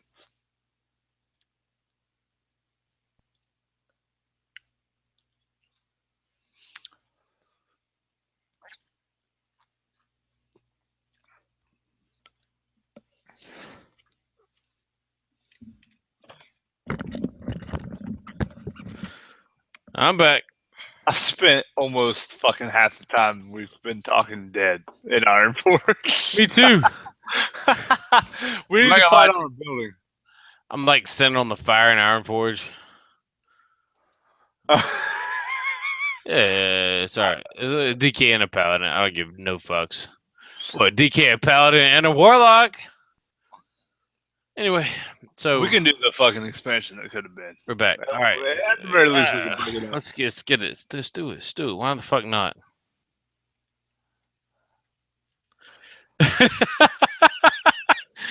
Yeah. Mike said it's like a ready for an old person. What a dick.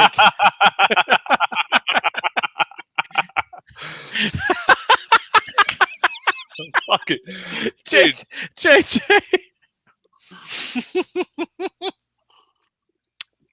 Yeah, so yeah, WoD to me, WoD, I had so high expectations for WoD, Warlords of Draenor, and it never really happened. I like the questing experience was fucking A. That's what it was. It was like awesome. Like yeah. You're like man, this is great. Yeah, we went into it. We started leveling. You, Sean, and I took fucking vacation to level. Yeah, we did. We all did. Fucking dick, right? We're all trying to get in the motherfucker on launch day. We're like, ah! The fucking implementation of this fucking launch out of my mouth because it's so funny. Was the worst ever, right? Implementation. Yes, it was the worst.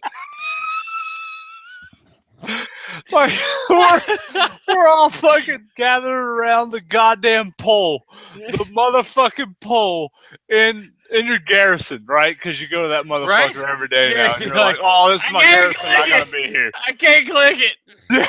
Yeah, and we're trying to kill Gron and fucking collect trees and shit. That was for like 6 hours. It was the fucking worst. 6 hours. After they got that shit worked out, and they got the fucking barrier boss worked out, we were on our fucking way. You think it was okay after that? The questing experience after that was fucking amazing. No, it wasn't. Because we went to Blazefire Citadel. You don't remember that? You don't remember running over the fucking fire in the middle? We can't see that.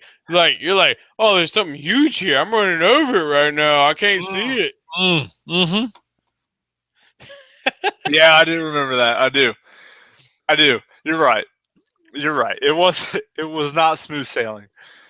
Once we finally got to Gorgon, it was smooth sailing. And the questing in WoD was just like you said, it was just fucking amazing.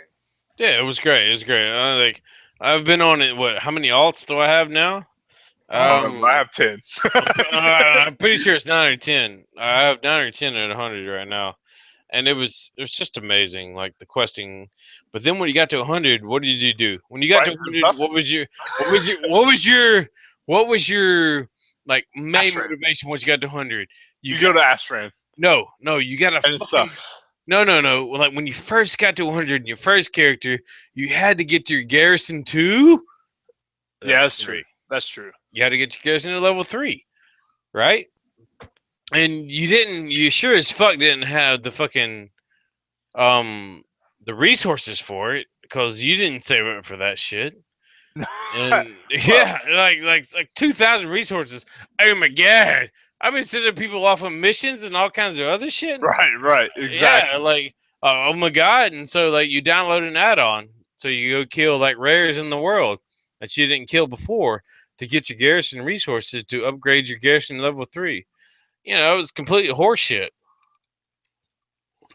Yeah, I think if they take the questing experience of WoD and they combine it with who the fuck knows what level? Probably the Panda level 100. Whatever the fuck you're doing at level 100. Oh fuck, I'm getting fucked up by a paladin and a fucking warlock. This is awesome. Why didn't you say you were releasing? Are you res? Fuck. No, I'm sitting here like by my corpse. Well, if you res, I could use heals. Gotcha. All right, let's kill these motherfuckers. All right, the warlock's coming in. Do it. I'm feared, by the way. Why the fuck don't I have a pet? I mean, that's probably the worst fucking thing in the world is not to have a pet as a Beastmaster hunter. Dude, you taught me into this shit, by the way. I'm killing him, just so you know. I'm killing him. Oh, he went back up to full. Lay on hands. I stunned the fucking warlock.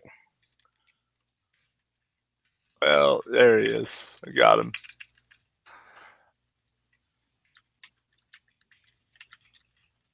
I fucking bubbled. God damn, who the fuck is healing this bitch? Dude, you need to kill some shit. It's like the fucking very thing I say to you every fucking arena. I'm dead. I'm dead. You need to fucking kill shit. That's your job. I'm so tired of you being and dead. You're not doing a good job of it. Oh, we got a holy paladin. That dude's a holy paladin. Oh, is that what it is? Healer? Yeah. You're fucking not killing the healer. That's what you're not doing. I fucking hate you so much. Like, it's like, if you weren't my brother, I would fucking divorce you. Are we gonna talk about WoW and? Yeah. All right, we're almost done. This motherfucker. So this motherfucker. I'm so goddamn dead. Yeah. You're right. Yeah. Oh, I need some heals. I'm gonna pop, and then like everybody's gonna come. Like you don't kill the fucking healer. Like the alliance kills the healer. The horde doesn't kill the healer. They kill whoever's next to him. That's why the horde fucking fails at everything in PvP. Because they kill whatever's next to them. They don't fucking kill the healer. Implementation. Implementation. Damn it, JJ. I'm not even fucking going in there. I'm not fucking even spirit. All right. So WoD, it wasn't even for me, it wasn't even the 100 not shit to do. That wasn't even my biggest crux with WoD. Like WoD kept me in the game. Like when they announced WoD, like I'm like, oh dude, I'm like honestly, I'm a lore buff. I love lore, in the fucking Warcraft universe. I like it. I love it. I read all of the time. They fuck it up all the time, but yeah, I love it. Yeah, they change it. It's just like Star Wars. There's canon. There's not canon. There's fan fiction. There's all this other shit. Yeah. But I love the lore that's that's canon. And following it and whatnot. And and whenever they announce that Warlords of Draenor, we get to see the old heroes. Right. Exactly. Like this is where we came from. Yeah, exactly. Especially us. We came from. We've played fucking Horde since we started. Yeah, I'm a Horde. I've never played Alliance. I'm a Horde. I've tried to play Alliance. Like the highest Alliance tune I ever had was like a 21, and fucking couldn't do it. Deleted it. I did have a tune to 100. No, 90. I did. Yep. It was because of a boost. But anyway. And that's my animosity towards you. And but no, I mean honestly, like I have really thought about leveling Alliance 2 because I love PvP. Because of PvP. I want to PvP, right. And you can't PvP unless you're Alliance because Blizzard fuck shit up so bad. Which hopefully they'll fix with this fucking talent system. We've already hashed that out. Yeah, no, I'm with you. WoD was the announcement of WoD and what it could have been was fucking amazeballs. Yeah, I posted expectations of what was going on. Amazeballs is the perfect explanation of this. How come you're alive and you have half health? Where the fuck are you? I'm You flying Invis, up in didn't you? there. I I'm fucking flying up in hate you. there. Fucking So hate you. for me, and I posted this, on the WoW forums, and got a lot of flack for it because that's just how WoW forums are. But Yeah, fuck those dudes. I don't care about them. um, Like, I tell them motherfuckers, come meet me in the face. I will fucking smash their fucking nose into the back of their skull. so my suggestions were, hey, so what made the Wrath of the Lich King so cool? And for me, it was, if you go back to Gundracht, you fought all the Contract, fucking really? trolls. Yeah, you fought all the trolls. At the end of it, you saw the Lich King, and he's talking to old boy, and he's like, "Hey, this you're raising my army," and you know, all throughout Lich King, there were breadcrumbs of Arthas, and you fucking got to at least like the tournament.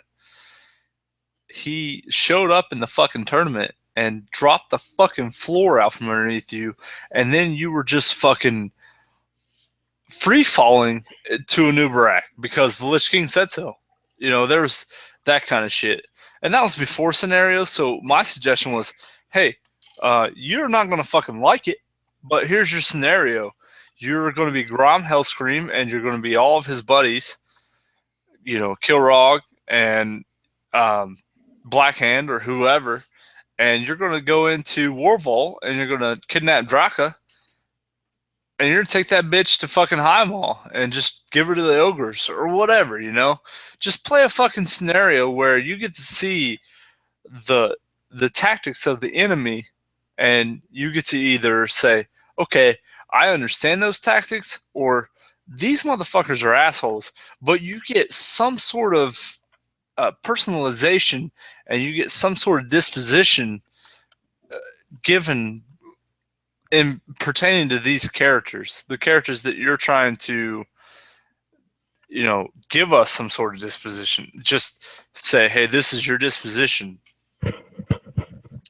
And, you put the characters in this, you put the players in this scenario, and they form their own opinion about how they feel about Grom and his objective. But they don't do that. That was my biggest complaint is they don't. It feels to me like they don't involve people as much and give them the opportunity to decide their own direction as much as nowadays they're just like, hey, this is your direction and just fucking deal with it. So what you saying in Wrath, which is undoubtedly, I'm not gonna lie to you, is your favorite expansion. Wrath is. Yeah, by far. Yeah, it's a really great expansion. It is. You felt like you had a hand. You felt like you had a hand in the direction of what the whole offensive was going in, right? Well, think about BC, right? Like, how many times? No. Answer my question. Don't you answer my question with another question, Dick. You let me into fucking Iron Forge and I'm dead like 5 times, fucker.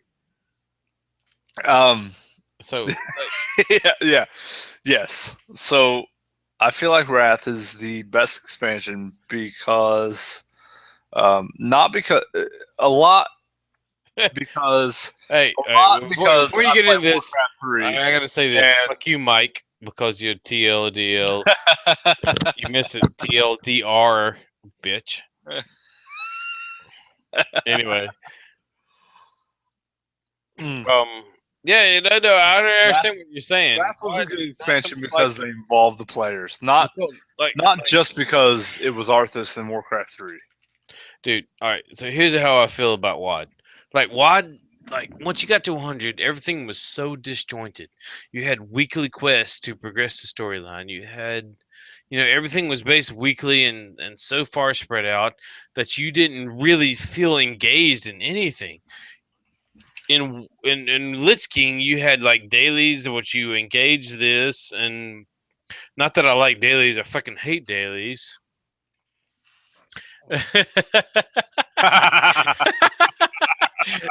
Thanks, Mike. And and like So our complaints are the same. You're not engaged. No, we're like once we got to 100, we weren't really engaged. We had a weekly quest that would pop up randomly, and we would go do it, you know. And once I did it on my main, you know, I do it on my alts, and I was like, oh yeah, whatever.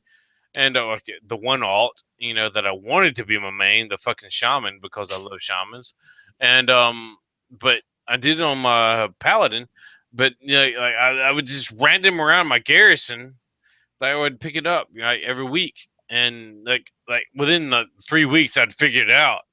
But you know, it wasn't very intuitive. In BC, you progress the story at your own pace. You know, whatever you proceeded on the quest, because in the zones when you were questing up to 100, if you didn't finish this, those quests while you were leveling finished a part of the story.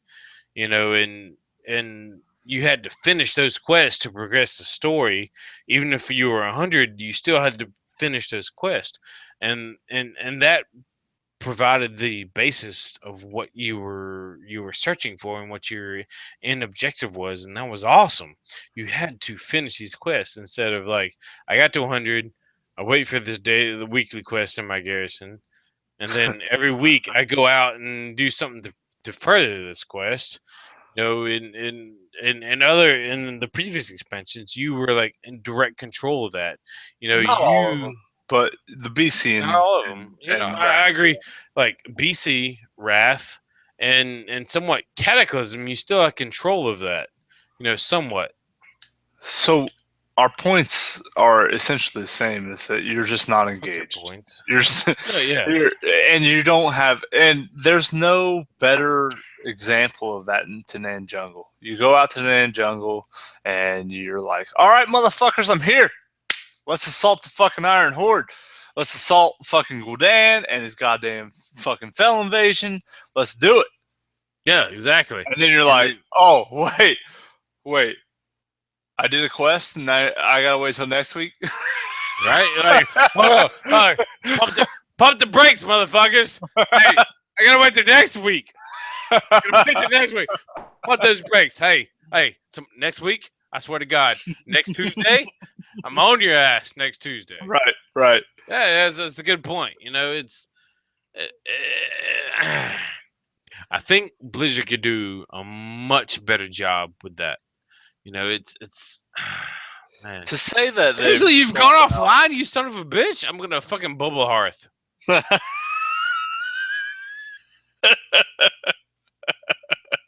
fucking douchebag. Fucking bubble hearth. Yeah, and yeah. So anyway, where the fuck are we? I'm like not even close to like being on topic, but yeah.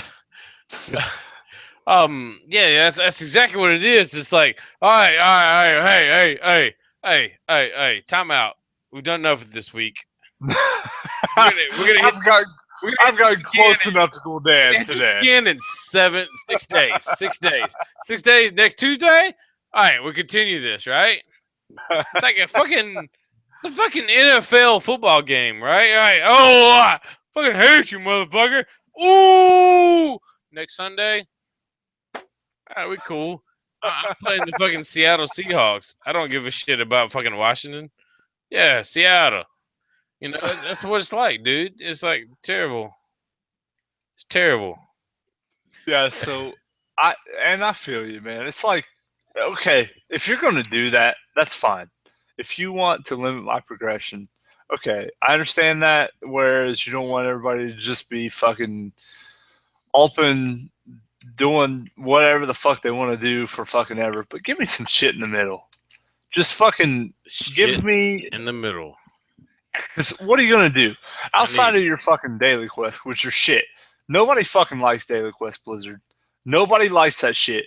And if they do like it, they're fucking masochists. Dude, I know there people like daily quests.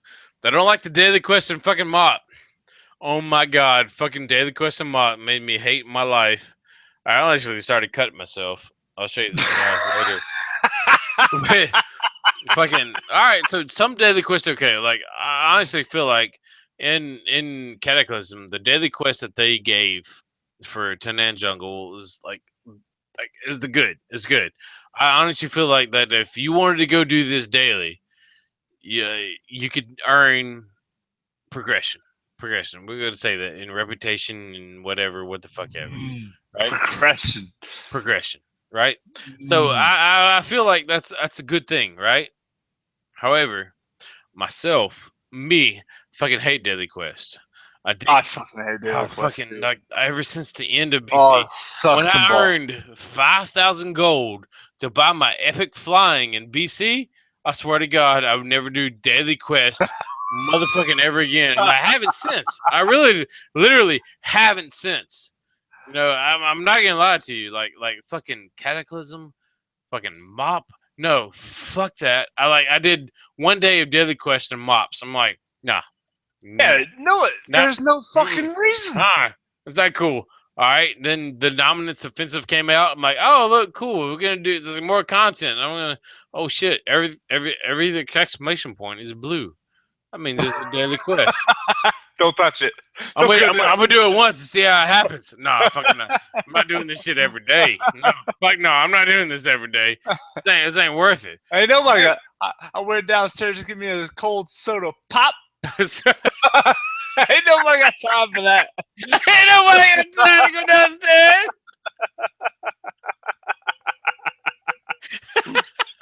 downstairs. But however, let me say this: the fucking Dark Spear Offensive, whatever it was, the weekly quest. We went back to the Northern Barrens and had this stuff. The weekly quest, fucking fantastic. Yeah. Oh hell yeah. Yeah, fucking, I love the weekly quest idea. Like, I can like log in, like, so I can't come in on Tuesday, right? Because I'm a fucking working professional. I'm a geologist, motherfucker. I got fucking responsibilities. I can't log on every fucking Tuesday. I got no responsibilities, but I don't give a fuck to do a daily quest. Give me a weekly quest. Right? And so like I can log in. What are you saying? You're saying I got a whole week to log in, complete this quest. Oh wait. And then I joined a group and complete this quest to get all my oils, get all my woods, get all my what the fuck evers. You know, I can turn this thing in and I get back killing my daily quest for 200 whatever. Was it Justice Point? What was it at the time? I don't know. But I know what you're saying. Valor, 200 valor points. Oh, yeah, valor. Yeah, valor. Yeah, for sure. And yeah, I was down with that. It was awesome. It was great, and it tied into whenever in Wrath when they first released the dungeons, right? Which was this is what I think the best thing about Wrath is like whenever they released, like when you could do dungeons and get what was it at that point? It was Justice Points. It wasn't Justice Point. It was just, I'm pretty sure it was Valor. It's still then. Yeah, it's still Valor. You sure? There was Justice, and then there was maybe Valor. Valor was the higher tier. Yeah. The higher tier. Basically they said, you know, you could either run a dungeon once per day, or you could do 7 in a row, and like gain that for the whole week, right? So they gave you like a cap of 7. Right, so you could chain 7 dungeons and get a weekly total of quote unquote. I did quotes in the air because nobody's fucking watching me right now because Petty can't figure this shit out. Yeah, fuck you. And you know, you could run 7 dungeons. You could chain them together, do whatever you want to. You know, you could do 3 here, 2 there, and another 2 later, and you get you 7 a week. And you know, like that was the best thing I've ever heard, right? So like you could meter out how much time you wanted to play. You're gonna guaranteed to play this much time, right? Like in Wrath, that was like the best addition to the game I've ever heard in my life, right? You could choose when you had this much in a week, but you could choose it in small increments. You could like chunk it together. You could do anything you wanted to, and that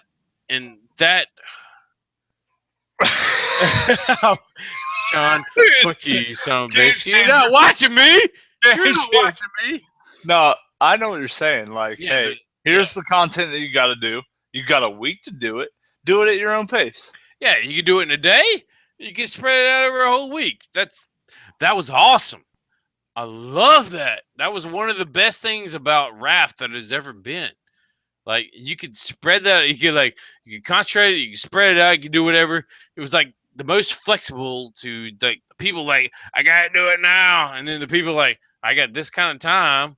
I could do it here, and then I could do it there, and then I could finish it up. You know, that was to me that was the best that has ever like as far as like content, getting your badges, getting everything done. That was the best for me. That was like the pinnacle.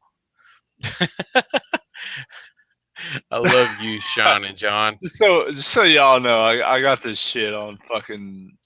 I got it on video. We're gonna post it. It's gonna No, be great. it's being posted right now, motherfucker. Not the video. And yeah, it's in our guild message, so that's why Sean's on that shit. Can y'all see the video? Yeah, no, they're listening to it. Like fucking everybody's listening to it right now, dude. Like JJ, everybody's in the guild right now is listening to this shit. Who's on right now? Looking at it. Like JJ's listening to it. John, Sean. You know, my biggest Mike, thing is Mike's listening to it for fuck's sakes. I feel like they've sold out. I feel like Nah. Activision bought their asses, and Blizzard, Chris Metzen, and that's the name, right? That's the name. All these motherfuckers have been like, all right, we've made our money, and now we're just gonna just deal with what we're gonna fucking put out because we're gonna throw band-aids on some shit. We're gonna satisfy the masses, and everybody else who enjoyed our content up until now is just going to have to deal with the kind of bullshit that we put out. By the way, we'll pacify you every now and then. Yeah, I mean, yeah, they could, like, and I've made, behind the scenes, I got this spreadsheet, and, oh, God, I fucking hate you because you bring this up. I have this spreadsheet, and, because I deal with this at work, and I deal with a lot of spreadsheets at work. And for some reason, I've been driven to create this spreadsheet that's just grown exponentially, and I've tried to iterate on the process. And it has led to several different things. And we've had posts about that on our website, our blog 3incominglm.com. Yeah. And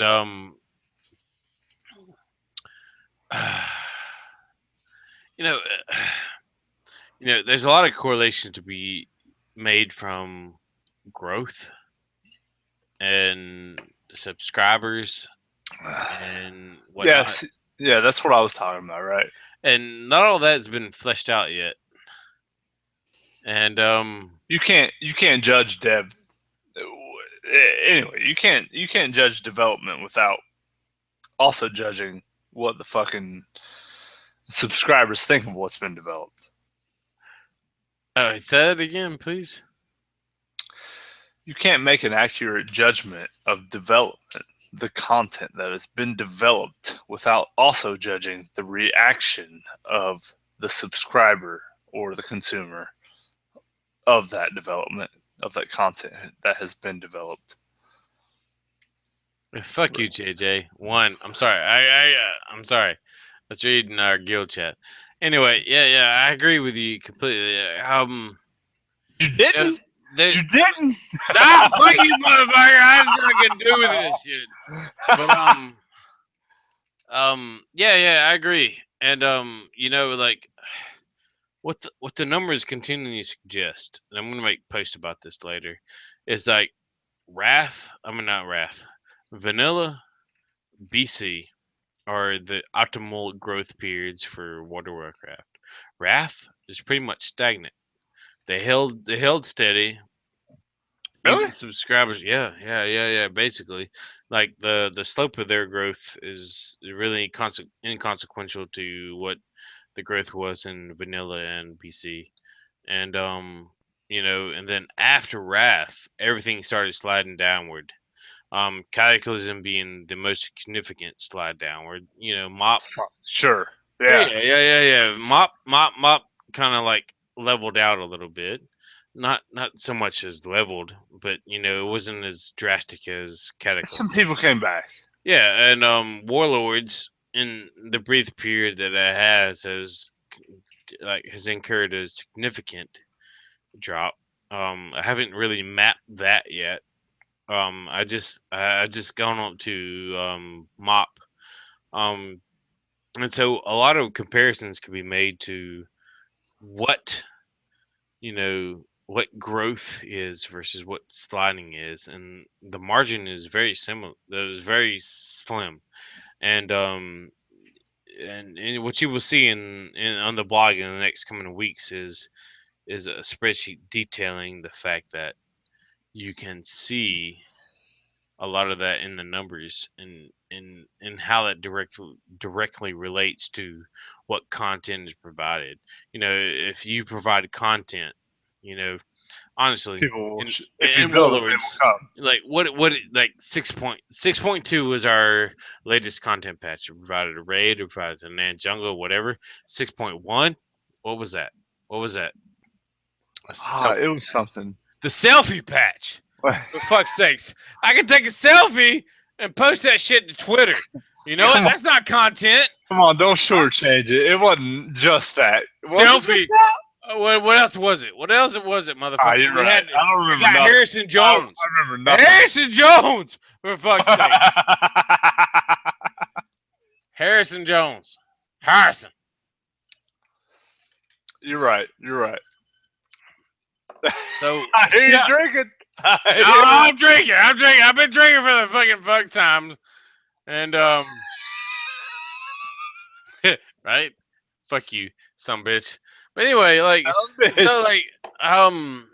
like we'll see in the coming months on our blog. I got a bunch of posts queued up about how content directly relates to subscriber growth. Well, to genre growth, not genre. Genre is a poor word. To World of Warcraft growth, World of Warcraft, WoW growth, and subgrowth. Like how many people are subscribing at any given time during whatever patch. Yeah, for sure. And or expansion. And a couple of people that are privy to the Google spreadsheet, we'll see that in the iteration of what's coming, and you could directly see the content, right? So Cataclysm only had like 34 bosses. 34 bosses. That's not a whole lot. We've basically had that many already, haven't we? In WoD? Oh yeah, for WoD we had a crap ton more, and come on, motherfucker! Double click! Wait, what? I don't know. This motherfucker, apparently, either I'm too drunk to double click or whatever. Yeah, so Cataclysm only had 31 total bosses. 28 tier bosses. Tier bosses are divided into what the tier 11, tier 12 till 13. And like the total bosses are like tier bosses plus world bosses and whatnot. Cataclysm only had 31 bosses. How can you have an expansion only have 31 bosses and expect to be any kind and it lasted for a lot longer. Forever. What was it? Yeah, the time elapsed was, it's crazy. I can't believe almost 2 it. years. Feels like with WoD, they were like, all right, we're going to release this expansion, and then we're going to fucking queue up another expansion. Goddamn immediately. Yeah, that's how I feel about WoD. That's what makes me think why it's like a transitional expansion. Like I'm gonna set up everything I need to set up for the next expansion. I'm gonna go back in time, draw the people in I need to draw in, like me, myself. Doesn't Legion feel like a fucking patch? No, Legion doesn't feel like it feels like a patch to me. It does. It's like, hey, it's a continuation of what you've been doing in Draenor. They're just coming to Azeroth. No. Legion feels like the patch. Draenor feels like I'm gonna string you So along until we get to Legion, okay, right? so Legion to you feels like the expansion, and Draenor is the Yeah, hundred prelude to percent. the You know, right? expansion. Because Draenor, like let's look at it. Once you get to We ain't 100, done shit. yeah, once you get to 100, what does Draenor offer? We killed Zakuun and fucking and goddamn Grom gets off his goddamn post, off his Jesus cross, and he says, "Hey, let me fucking carve out this motherfucker's heart and And hang it on he my wall." and he does that motherfucker for the next 10 minutes. What what the shit is that? It's like that's pretty grotesque. I mean, I'm not gonna lie. Right? And so to me, it's felt like, all right, we're here in WAD, and this has been a good time. The questing was great. The rating's been pretty good. The content at 100 and the PvP has been lackluster at best, but we'll live with it. And we're just kind of waiting on to see, what's the punchline? Yeah, What do y'all got in store for us? what's the punchline? And then Like they're like, hey, hey, Gamescom, guys, you guys want to tune in for this? Gamescom. I'm gonna announce that we're gonna announce that there's something Right. going on. Right. Oh, you didn't know? It's like Huh. allow myself to introduce myself. Right. Legion. And then, I'm gonna name one word, Legion. And we're like, Not like, oh shit's coming down on the Southern House. No, we're just gonna name it Legion. it just feels like an extension of WAD. It really, I just don't understand. No. You can see that. I mean, once you're looking back in time, like WAD is it's like the build up to Legion. If you see it like that, right? Exactly. Yeah. Like I'm so disappointed in WAD. WAD could have been so much better. And me and you have said this, like you personally have said this so much time. Like WAD is the expansion that could have been so great. They missed so many marks. Like, and I have the advantage of having recently bought Warcraft 3, and I'm playing back through it.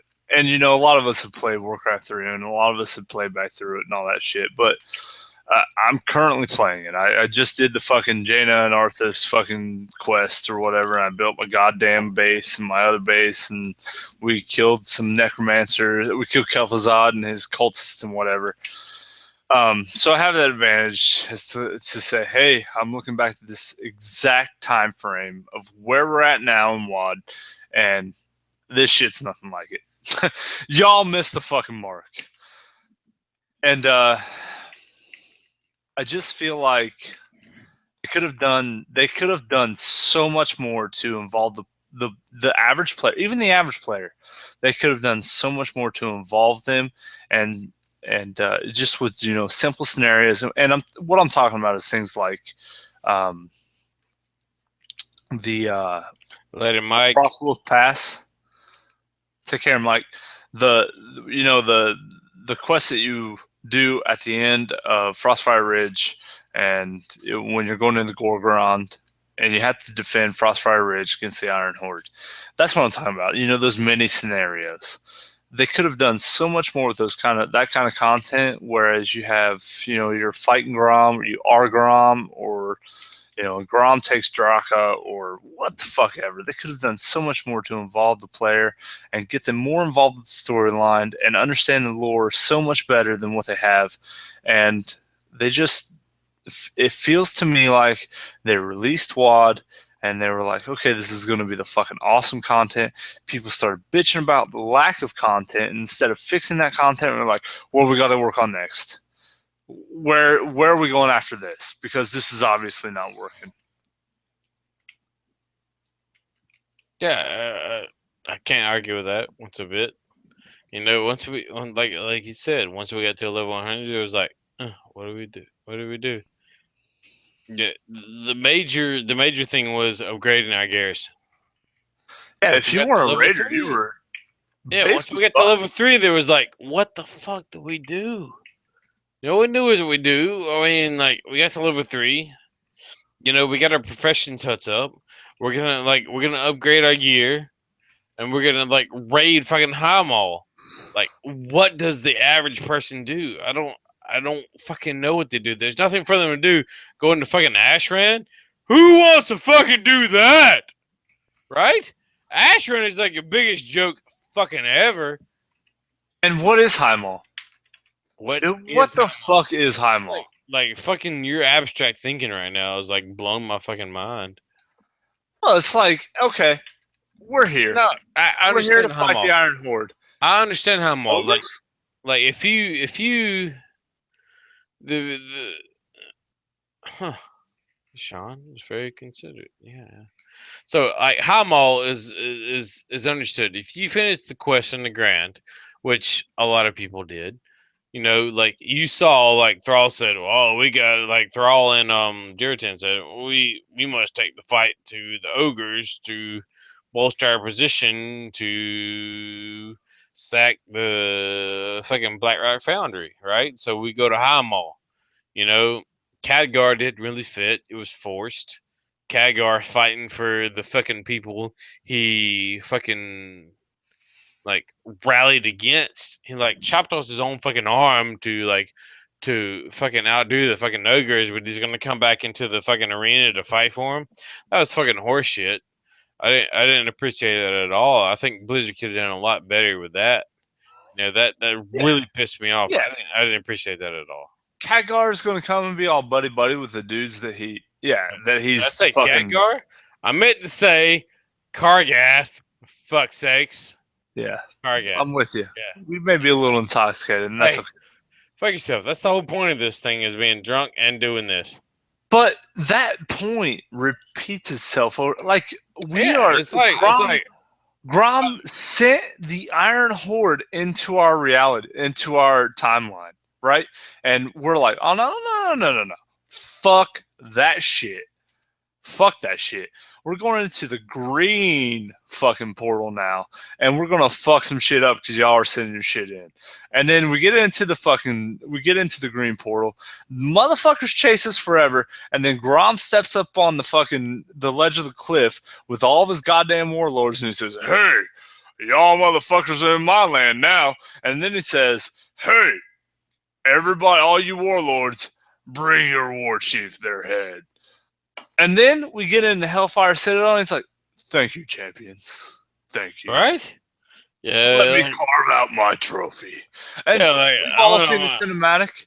He's at the end. He's like, "Draenor is free," and Khadgar's standing there beside him, and fucking Tyrael, or not Tyrael. God damn it! What's that bit? Anyway, Tyrael. Like, you're crossing franchises, you motherfucker. Get your shit straight. and I'm like, God damn, man. You know, can we just fucking hate somebody and just seriously hate them? You know, can we just keep a fucking storyline and not fucking have all this side switching? Because it's getting a little confusing to me.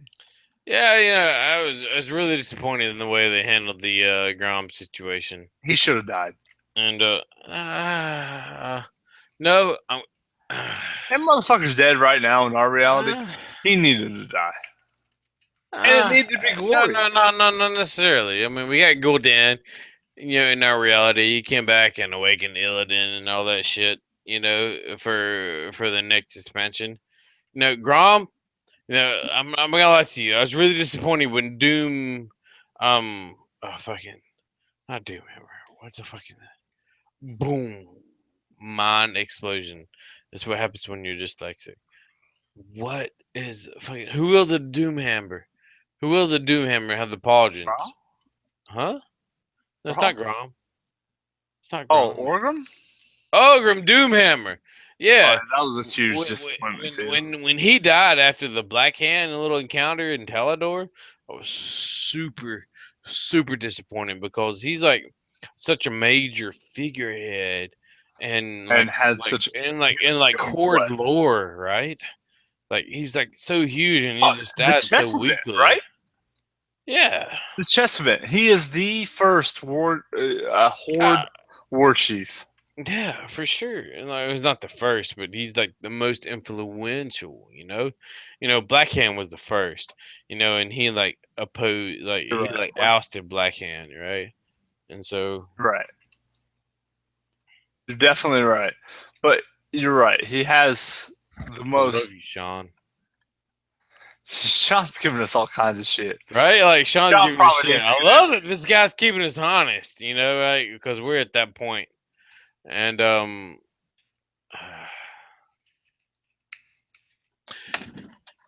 who am I sending a message to? This doesn't make any sense. Oh, there it is. That's what I want.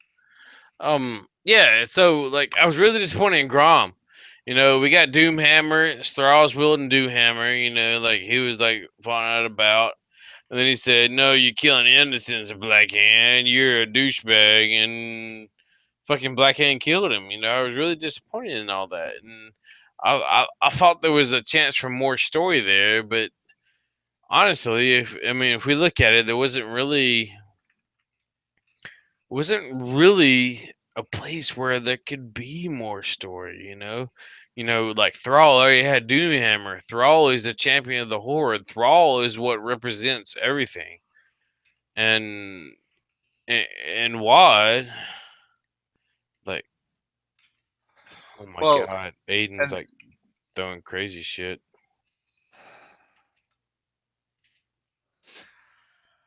Sean said, move the fuck on. What's next? that's it. The expansion that could have been is it.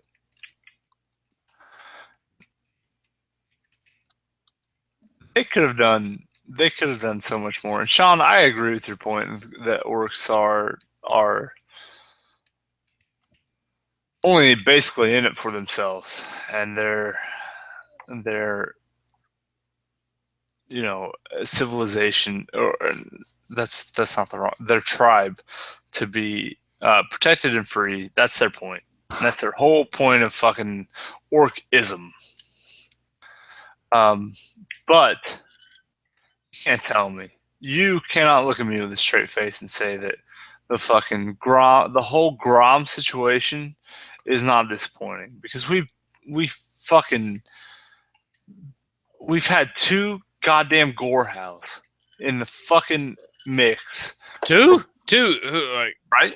two Gorehouse. Two Gorehouse, Where's the second? I know what the Groms and first is. Garrosh. You can't get that. Like the only Gorehouse you can get is off of Prince Malachazar. No. What I'm saying is Garrosh brought his Gorehouse back, and Grom has his Gorehouse, right? Ah. Mm. And then Gul'dan throws the motherfucker at the motherfucker. And then you have Thrall, who comes in the mix with the fucking Doomhammer. And you have Orgrim, who's standing in fucking hanging out with Durotan. That has and a Doom Palador, Hammer. who has a Doomhammer. Nobody ever says anything about that, What And you're I saying is understand. there's those Doom Hammers, and the fucking universe is exploding at this point.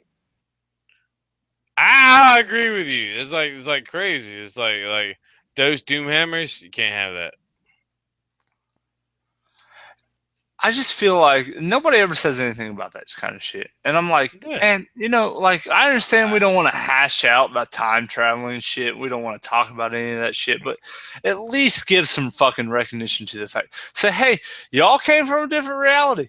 That's cool. I understand that you're here because you're chasing a motherfucker who came from your reality, and we can be down with that. And when you're done, you can leave. When you're done, obviously we're gonna come back to Draenor. We can go back to every other expansion. When you're done, you can leave, or you can come back and hang out with us.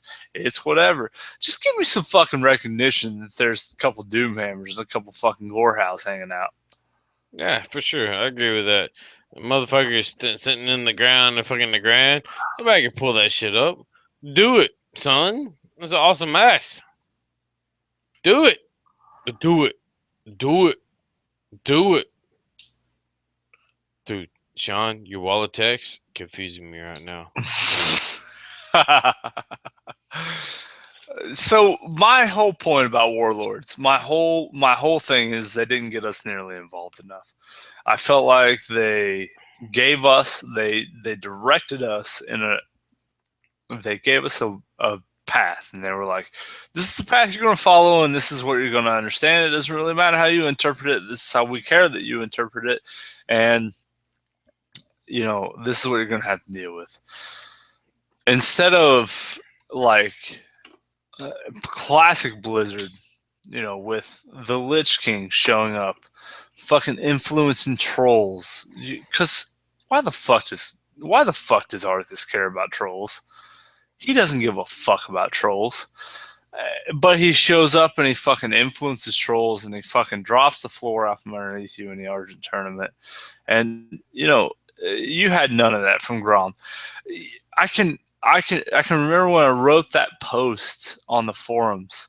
It was at the end of Highmaul, and I was like, man, we haven't seen fucking Grom forever since the fucking since I've hit 100. I have no idea where that motherfucker is. I have Kargath, and that's it. That's my the weekly quest that you eventually worked up to told you that. Because you went to Nagrand and he said, I ride for Highmaul, not Highmaul. I ride for Tadan. The weekly quest was to show you that. Sure. But you were directly engaged with that. You're right. And but that's my point. It's a very indirect way of leading people. It's completely bullshit. Your average player, to me, for me, before I got into that's what we are, average players, right? Well, yeah. We're not mythic players. We're not the high end. We got to. What I mean is, first, we're the average player. We're the people that you want to hear from, right?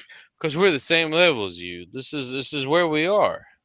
Yeah, and I'll be honest, I didn't read that shit. I had to fucking look it up to figure out where the fuck Grom was. Seriously? I'm like, yeah. I don't read quest text. Do you read quest text? Yeah, I do actually. I don't. I'm like, all right, let's just fucking get on this shit. And then if that's the case, if there was fucking quest text, and I know there was. When you get quest text and you're like, okay, this is where the motherfucker went, I need people like Novel to tell me where they went, because I don't fucking know. I don't give a fuck to read about quest text. I'm reading, okay, accept, okay, decline, okay, complete, and that's all I'm reading. Because I just want to get through this shit. That's completely opposite of me. I read like the first time I do a quest text, like when I do a quest text, I want to know what's going on. I like the lore drives me. You know what? It's I love the lore. You know what? I just hate reading. Yeah, you hate reading. You illiterate motherfucker.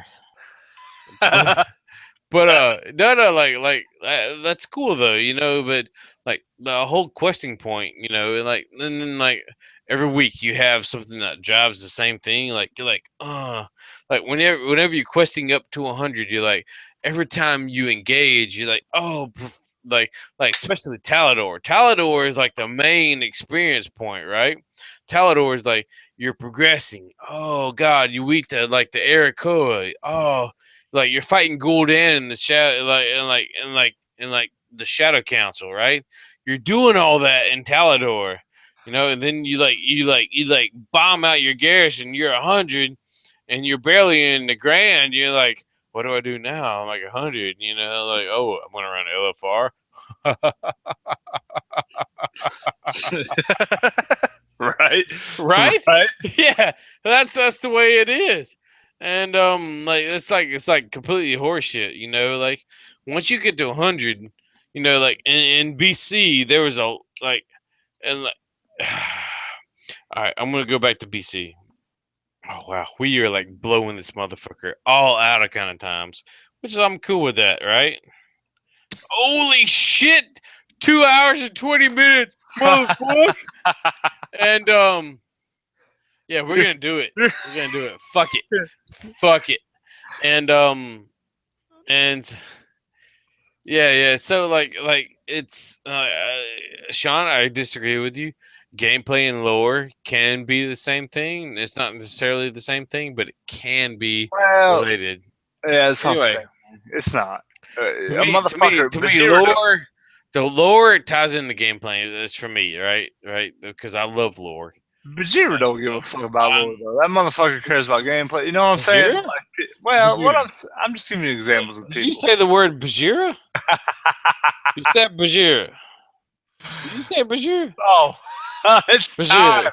It's Because time. I want to understand if I'm misunderstanding you because the only person I know is Vajira. Vajira. Vajira. All right. Vajira. How you pronounce that? Vajira? Apparently, we're moving on. Vajira. So there's this motherfucker, and y'all think he's a fucking saint. No, I don't think he's the same. I don't What the fuck you think, understand. y'all? What the fuck? You Let me used a tell you a southern little term something when you about said the word Bajira. y'all. I mean, Vajira. Vajira. Let me tell you about that motherfucker. I leveled a fucking mage to level 100, and I took its ass into Battlegrounds at item level 603, and I had Bajira on the fucking ropes.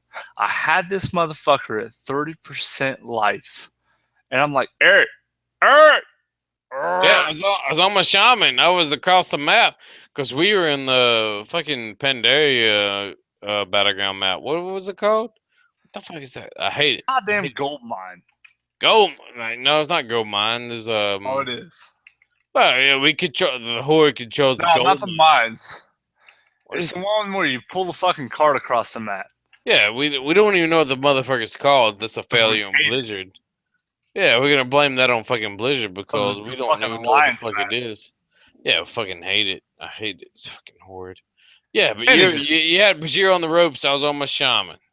You're on your frost mage. My shaman was a little higher level, like maybe like 630. What happened?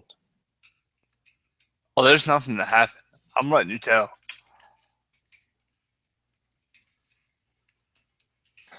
Oh, all right. I'm gonna let you let me tell. I'm a storyteller. Sit back. Relax. So we're in this battle of Kamatu, whatever the fuck. I hate the battleground. There's I explain it to you. There's a flag node top, mid, and bottom, right? And then you could steal resources if you steal the mine carts from the Alliance base or the Horde's base. And if you make it back to your base, you steal resources. I fucking hate this battleground. It's fucking the worst. Naeus? Yeah, like Sean knows what it is. I don't. Nobody knows what it's fucking called. Everybody knows that they fucking hate it. No, no. Fuck you, Sean. Oh, you don't know what the fuck you're talking about. Waterfall. No. Gneus. I love Battle of Gneus. It's awesome. I can't remember what's Battle of Kamatu, whatever it is. Fucking, I hate it. Temple of Kamatu is Temple. No, is it really? Yeah, that's the orb of power. Yeah, that's the worst battleground ever.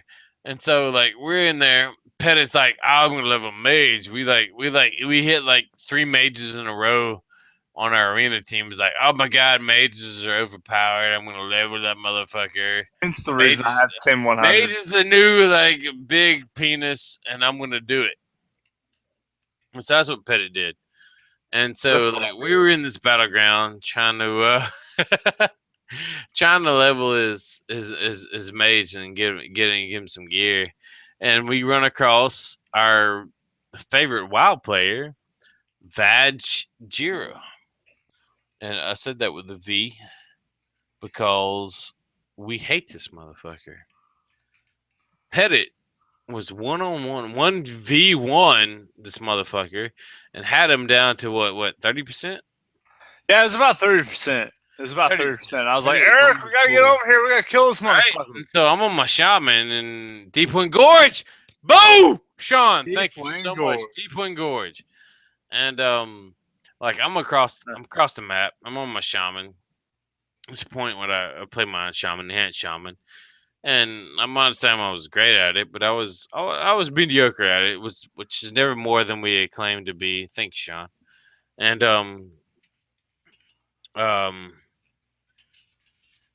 and I'm coming across the map, and like Pettit has on his mage has Bajira down to like 30%, and I'm rolling up in there, and at the same time, Bajira's 7 other friends roll up at the same time. Oh my god, the motherfucker! And that's the Yeah. worst part is he was at some sort of conference, so our friends are watching him, and he calls over to his friends. Hey guys, come help! Yeah, and so he can't die, and so we're oh shit, and Yeah, yeah, so his before we go, friends is like I'm running up, I see it happen. He's like 6 friends come across from mid and help Bajira, and I'm running in, and then I stop, and he they his friends KO pet it. Oh, no problem. His friends do it, not Bajira. Oh shit, I'm gonna go back and escort our my cart carrier because that's the crux of the situation. And I go back there, pet it reses, and we're all down there, and all of a sudden, Bajir and his 7 friends come in and wipe us all. And I was like, motherfucker, I hate this motherfucker. This is the bullshit is bullshit. I And mean, it's just obvious he didn't want to be killed. So he's like, "Oh, all no, my he didn't want to kill. subscribers, I all my can't be killed. I'm subscribers." Bajir. Yeah. It's all the people do. He just hulks out. I can't be Bajir and die.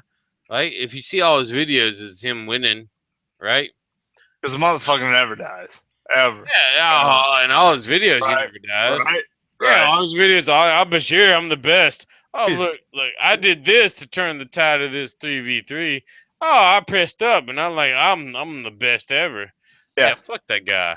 Look up his ratio to, hey, I played a good player and they outplayed me. Look up the video ratio to that. Yeah, fuck that shit, dude. That's why it's yeah. Is he okay? Yeah, he's good. He's good. I'm not saying he's not. He's an above average player. Yeah, for sure. Right. His arena rating suggests that, but he depends on a lot of other people. Amen. A lot of other people. Fucking He man. depends on I'm gonna go in. I'm going in. Do this. Yeah. Blast up.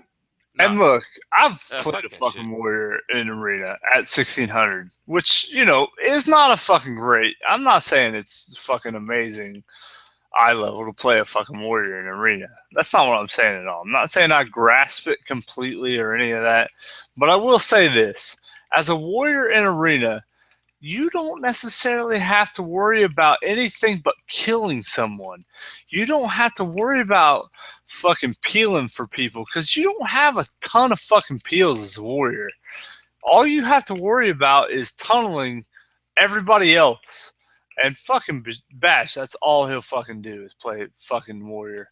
Oh, or he'll play enhancement shaman, or he'll play DK, all of which is basically let me fucking hit my cooldowns and vag out on a motherfucker. Vag out. I'm gonna vag out. So yeah. So we respect the Vajira, but we also hate him more than we respect him. He's done a lot for where he is, but he could do better. And he's a bitch. Yeah, but And if I ever fucking, he's a built motherfucker. Can he lift more than Petter Die? It's gonna bring down to a real life conversation.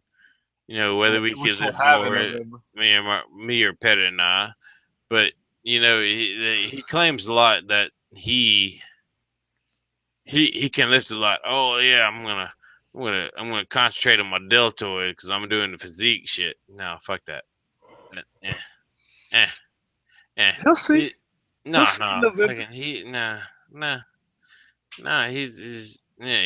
got abs. Fuck that. Oh, that's all he's got on me. Yeah, he's got abs. No, he's like, I can lift more than he can. I'm pretty sure. And because I'm not a small dude, Pettis not a small dude. But But yeah, this guy, I'm like, no, because no. All right, let's back up. It's like, pump the brakes, because he does a lot of things. He's a good warrior. He's a good warrior. Is he the best warrior? No, but he's a very good warrior. And he's something you should strive to be. He's a very good warrior. Do you disagree, Pettit? Pettit, Pettit's going to piss. All right, I'm gonna do this. This is like slowly, but where has this shit veered off to? Thanks, JJ.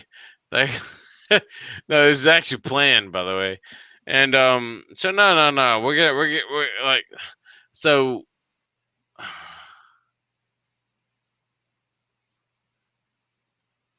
Yeah, no. This is all the internet, Sean. Bajira, Bahgeera. You can look him up. No, Bajira, he's a cool dude, and we had him, right? He. Let me give you a background of this guy. Since nobody knows this story. But Jared's a cool dude. He's a warrior and he plays a warrior and he does pretty high level PvP stuff.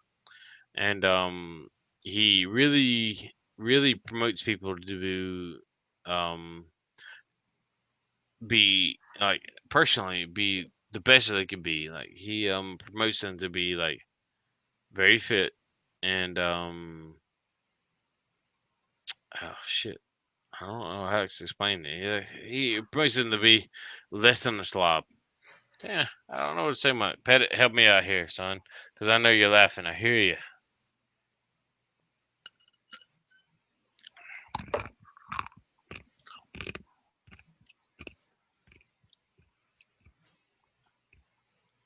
So Pettit and I met this dude.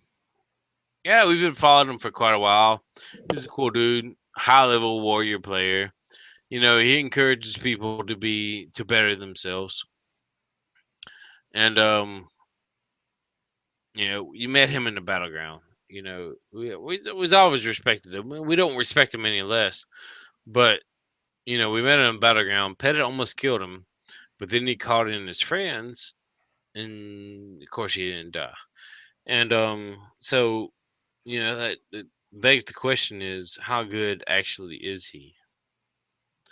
And so we have pursued that adventure, and it's not necessarily that we have met him in 3v3 combat, but we Well, we met him in real life, so. well, yeah, that was that one time in the BlizzCon, but that doesn't really count. This time I'm gonna stare him in the eye. I'm gonna give him a really awkward hug, and touch his balls. no, I'm not gonna touch his balls. Oh, I'm gonna touch his balls. It's gonna be uncomfortable. Yeah, it's gonna be complicated because I'm obviously he's taking steroids because his balls gonna be very small, like. I mean, honestly, look at him. Do you not see? Do you not see? I'd really like to know how big his arms are. I really would. His arms are pretty well defined, but I don't know if they're bigger than mine. To tell you the truth, I mean, he's got big arms, but I don't know if they're bigger than mine. But I'm just not as cut as anyway. And so anyway, but yeah, we ran into him in BlizzCon. That's another story for another time. But he depends on his friends in the game and in PvP. And it's pretty expensive. Like Pettit would have had him.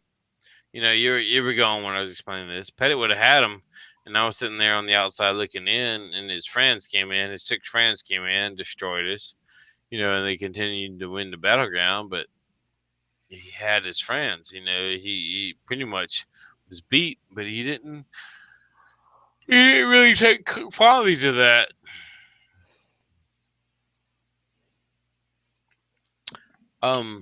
So we honestly we hate Vajira, right? Well, I can't say I hate the dude. I hate the dude. Damn, he's just a fucking douchebag. Yeah, he is a douchebag. You know what? His persona. Oh, I'm Cellucor. Oh, he pisses do this stuff. You know, like he could, like the thing that pisses me off He most feels like about it. Disneyland. Dude, yeah, Disneyland. He's complete Disneyland. He's like, oh, I'm pretending what this needs to be. Yeah. He's like, Yeah, like oh, do I have an every opportunity to make money here? Because that's what I'm going to do. yeah. So yeah, exactly. Ever since he appeared on the launcher, I was like, why is he on the launcher? What has he done to deserve this? You know, hey guys, I'm on your launcher. I know me and Warcraft Jen. Which, you know, I have no problem with Jid. She's all right. No. Yeah, she's alright. But we have a specific focus with Vajira. VAG. That's what we're calling him. Yeah, that's right. I feel like Sean is giving us no end of shit on this. That's fine. No, he is. He's so Disneyland, though. He's like, hey, Yeah. I'm going to make a buck, so I'm going to make a buck. Yeah. And no bones Hey. about it. Which, He's like in his cool videos, thing. he's like, I don't like doing videos of curls because there's so many people around here, but here's a video of curls. Oh, look at me. Oh, my left arm. Oh, my right arm. Look, you see me? I'm putting my palm against my shoulder. Some people explain this as me putting my pink in my underarm. I'm like, what the fuck is this dude talking about? I don't know, but I broke out the scotch. Oh, seriously? Mm-hmm. It's about to get serious because I'm empty. I'm drinking a whole bottle of wine and 2 honeysuckle black. What are these things called? We What is probably it need to called? bring this to an end. Yeah, pretty much. We're at that point. We're at that point. We're at that point. Hey, look, I'm not guard. I love I'm all everybody doggy. except Vajira, but I love everybody. I hope to meet y'all later. I give everybody a big hug. I'm not scared of hugs. I love hugs. If I'll y'all give see us everybody at a hug. BlizzCon, Oh yeah, we're definitely going to BlizzCon. look it up. I'm gonna say, hey, Holy Paladin, peace out. Love y'all. What does Womp have to say? If y'all see us at BlizzCon, come hang out. We like Nut said, we bring the party. At the Hilton last year, we shut that motherfucker down, and it was no fucking joke. And I pissed on a fucking Brinks truck afterwards. So, if you see some BlizzCon, come have a good time. It's good hanging out with everybody. Take care. Have a good night. Peace out.